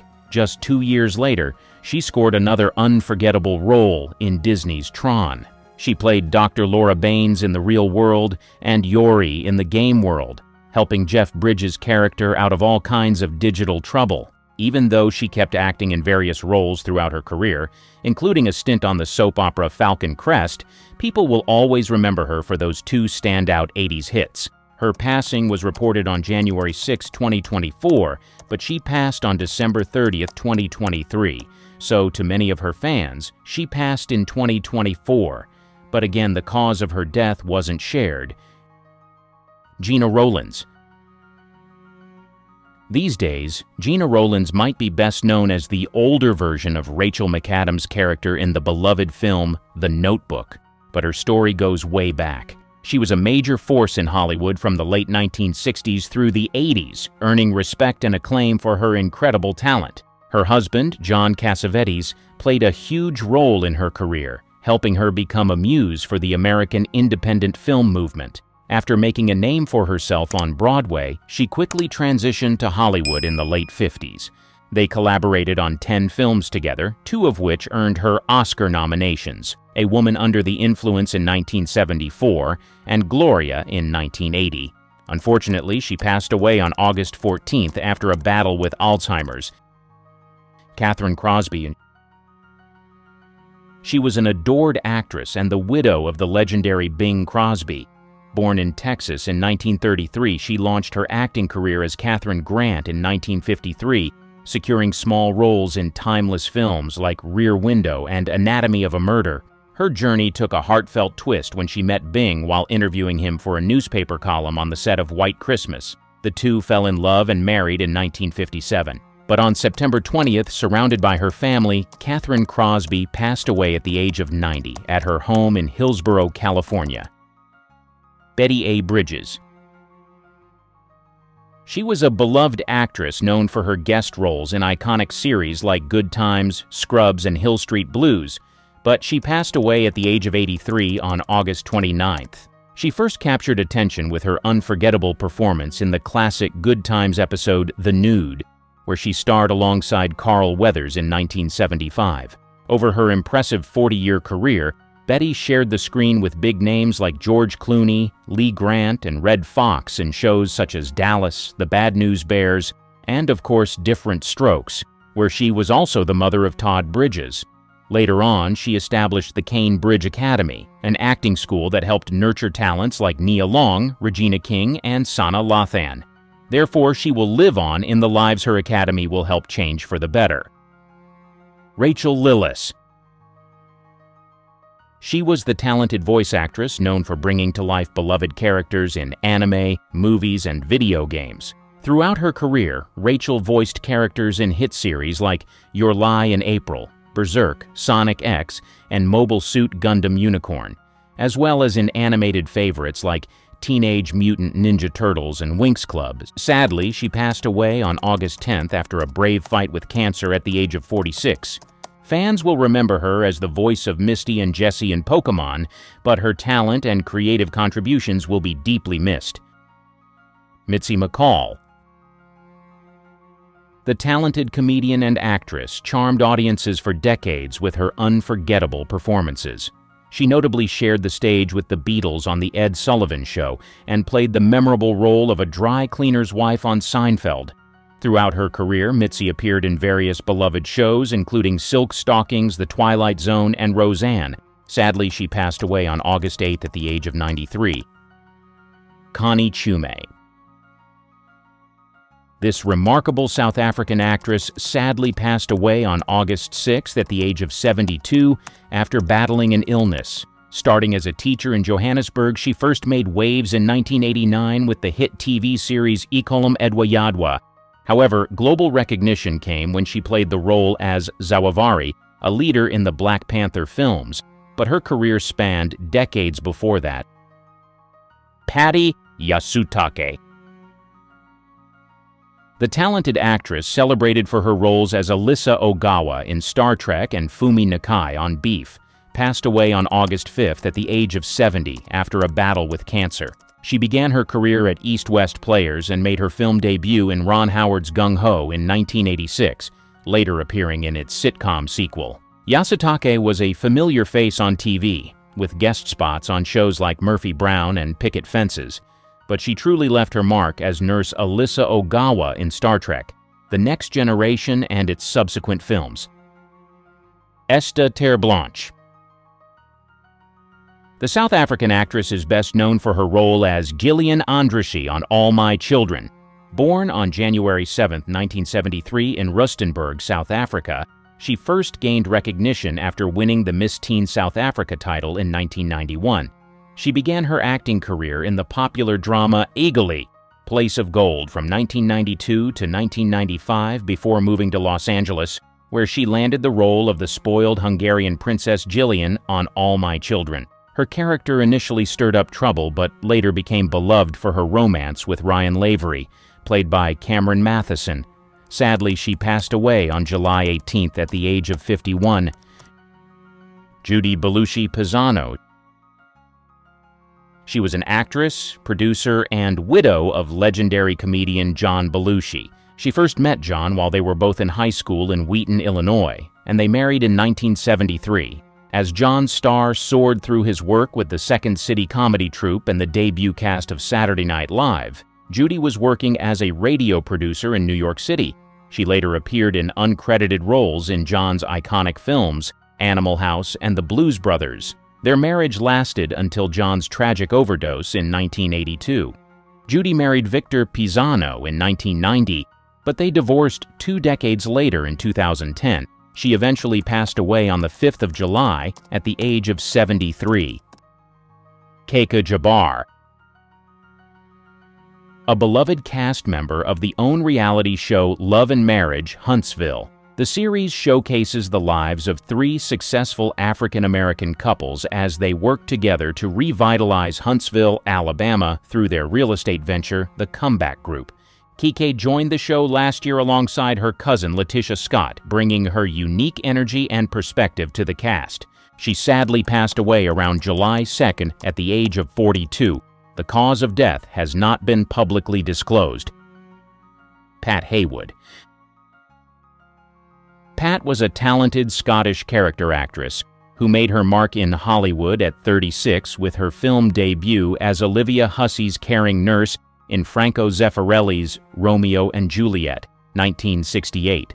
Her performance earned her a BAFTA nomination for Best Supporting Actress. Born in Gretna Green, Scotland on August 1, 1931, Haywood started her career in theater before transitioning to the screen. She became known for her roles in films like Goodbye, Mr. Chips, 1969, and Whoever Slew Auntie Roo, 1971, as well as TV series like Lucky Feller and the BBC's Wuthering Heights. Her final role reunited her with Zeffirelli in the 1993 film Sparrow. Haywood passed away on June 26 at the age of 92. Joan Benedict. She was a versatile actress known for her roles on Candid Camera and General Hospital. Born in Brooklyn on July 21, 1927, she began her performance career as a dancer at just 7. After training at the Rome Opera Ballet, she studied acting with legends Robert Lewis and Stella Adler. Benedict became a familiar face on TV, working with Alan Funt on Candid Camera and appearing on The Steve Allen Show, as well as shows like The Incredible Hulk and Days of Our Lives. She was married twice to actor John Myers and later to Rod Steiger, and had a relationship with actor Jeremy Slate. She passed away on June 24th at age 96 due to complications from a stroke, leaving behind a daughter and 2 granddaughters. Pat Colbert. The actress best known for her role as Dora May on Dallas passed away on June 23rd at 77. Colbert made appearances on several popular 80s TV shows, including Benson and the Fall Guy, and played Bill Cosby's wife in the 1987 comedy Leonard Part 6. Her most memorable role came in Dallas, where she portrayed Dora May, the hostess at the Oil Barons Club from 1983 to 1991, a key setting for the Ewing family's dramas. Betty Ann Reese. Known for her roles in The Unholy Rollers and Sugar Hill, Betty Ann began her screen career with a 1966 episode of Shane and quickly landed roles in films like The Cool Ones and Banning. Reese became a familiar face on TV, appearing in shows such as Adam 12, Mannix, Mod Squad, Policewoman, and The Streets of San Francisco. She also had film roles in Deathmaster and The Photographer. Her final role was as Molly Margot in The Incredible Hulk in 1978. She passed away on June 3rd at 81. Janice Page. Janice was a star of Hollywood's golden age with a career that spanned from the big screen to Broadway. She was known for roles in musicals like Silk Stockings and The Pajama Game. Born in Tacoma, Washington, Page started singing in local shows before moving to Los Angeles, where she was discovered at the Hollywood Canteen. Her career flourished with films like Romance on the High Seas, her own sitcom It's Always Jan, and stage performances in classics like Mame and Guys and Dolls. She continued performing well into her 90s. However, she passed away on June 2nd at the age of 101. Elizabeth McCrae.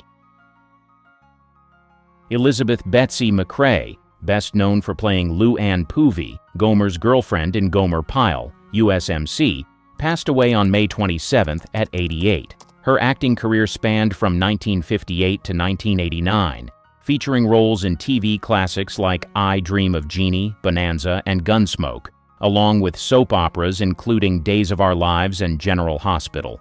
On the big screen, she appeared as Meredith in Francis Ford Coppola's The Conversation.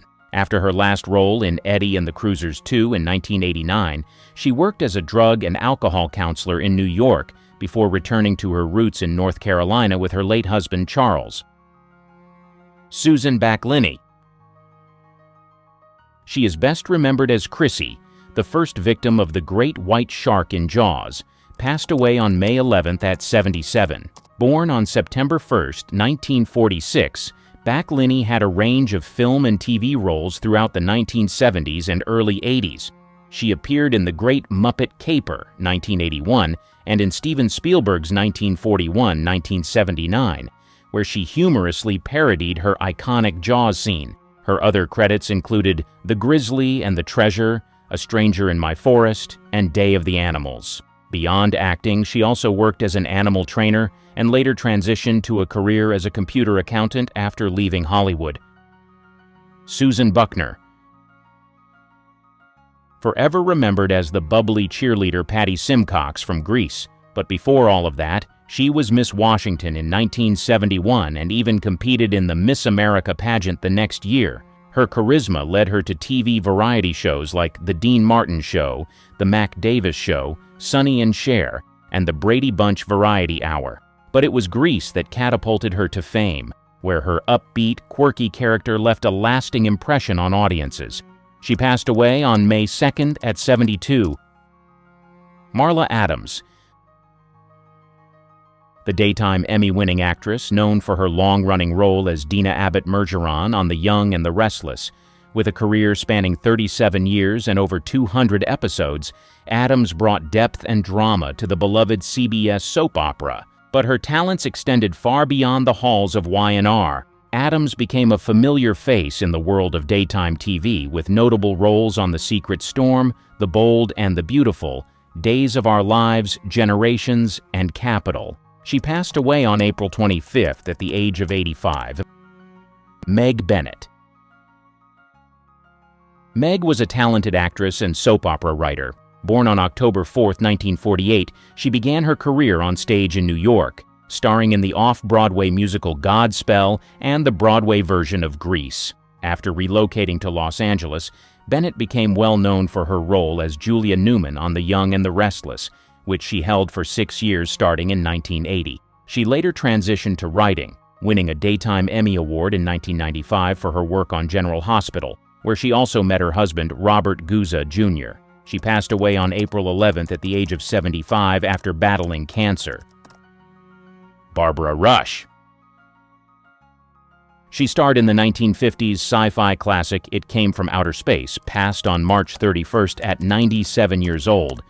As both an actress of stage and screen, Rush began her career in California playhouses after studying theater at the University of California, Santa Barbara. Her screen acting debut came in 1950's The Goldbergs, followed by her breakthrough role in the Oscar-winning sci-fi film When Worlds Collide.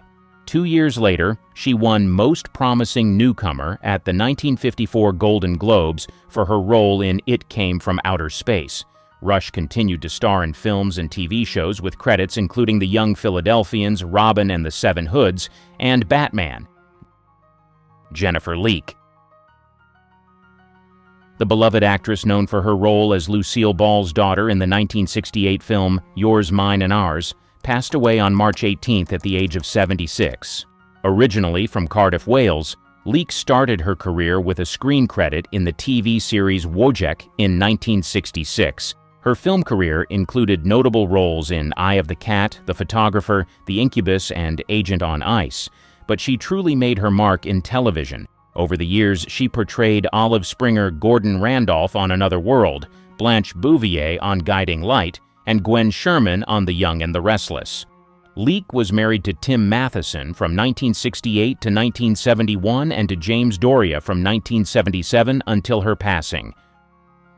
Robin Bernard.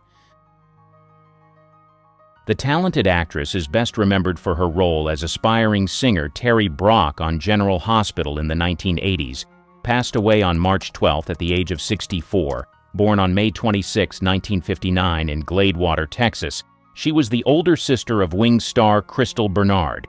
Robin made her acting debut in the 1981 French thriller Diva and appeared in guest roles on several TV shows, including Simon & Simon, Whiz Kids, and The Facts of Life. Her breakout came in 1984 when she joined General Hospital, appearing in 145 episodes until 1990. After a sporadic acting career in the 90s, her final credited role was in the 2002 straight-to-video film Voices from the High School. Pamela Salem.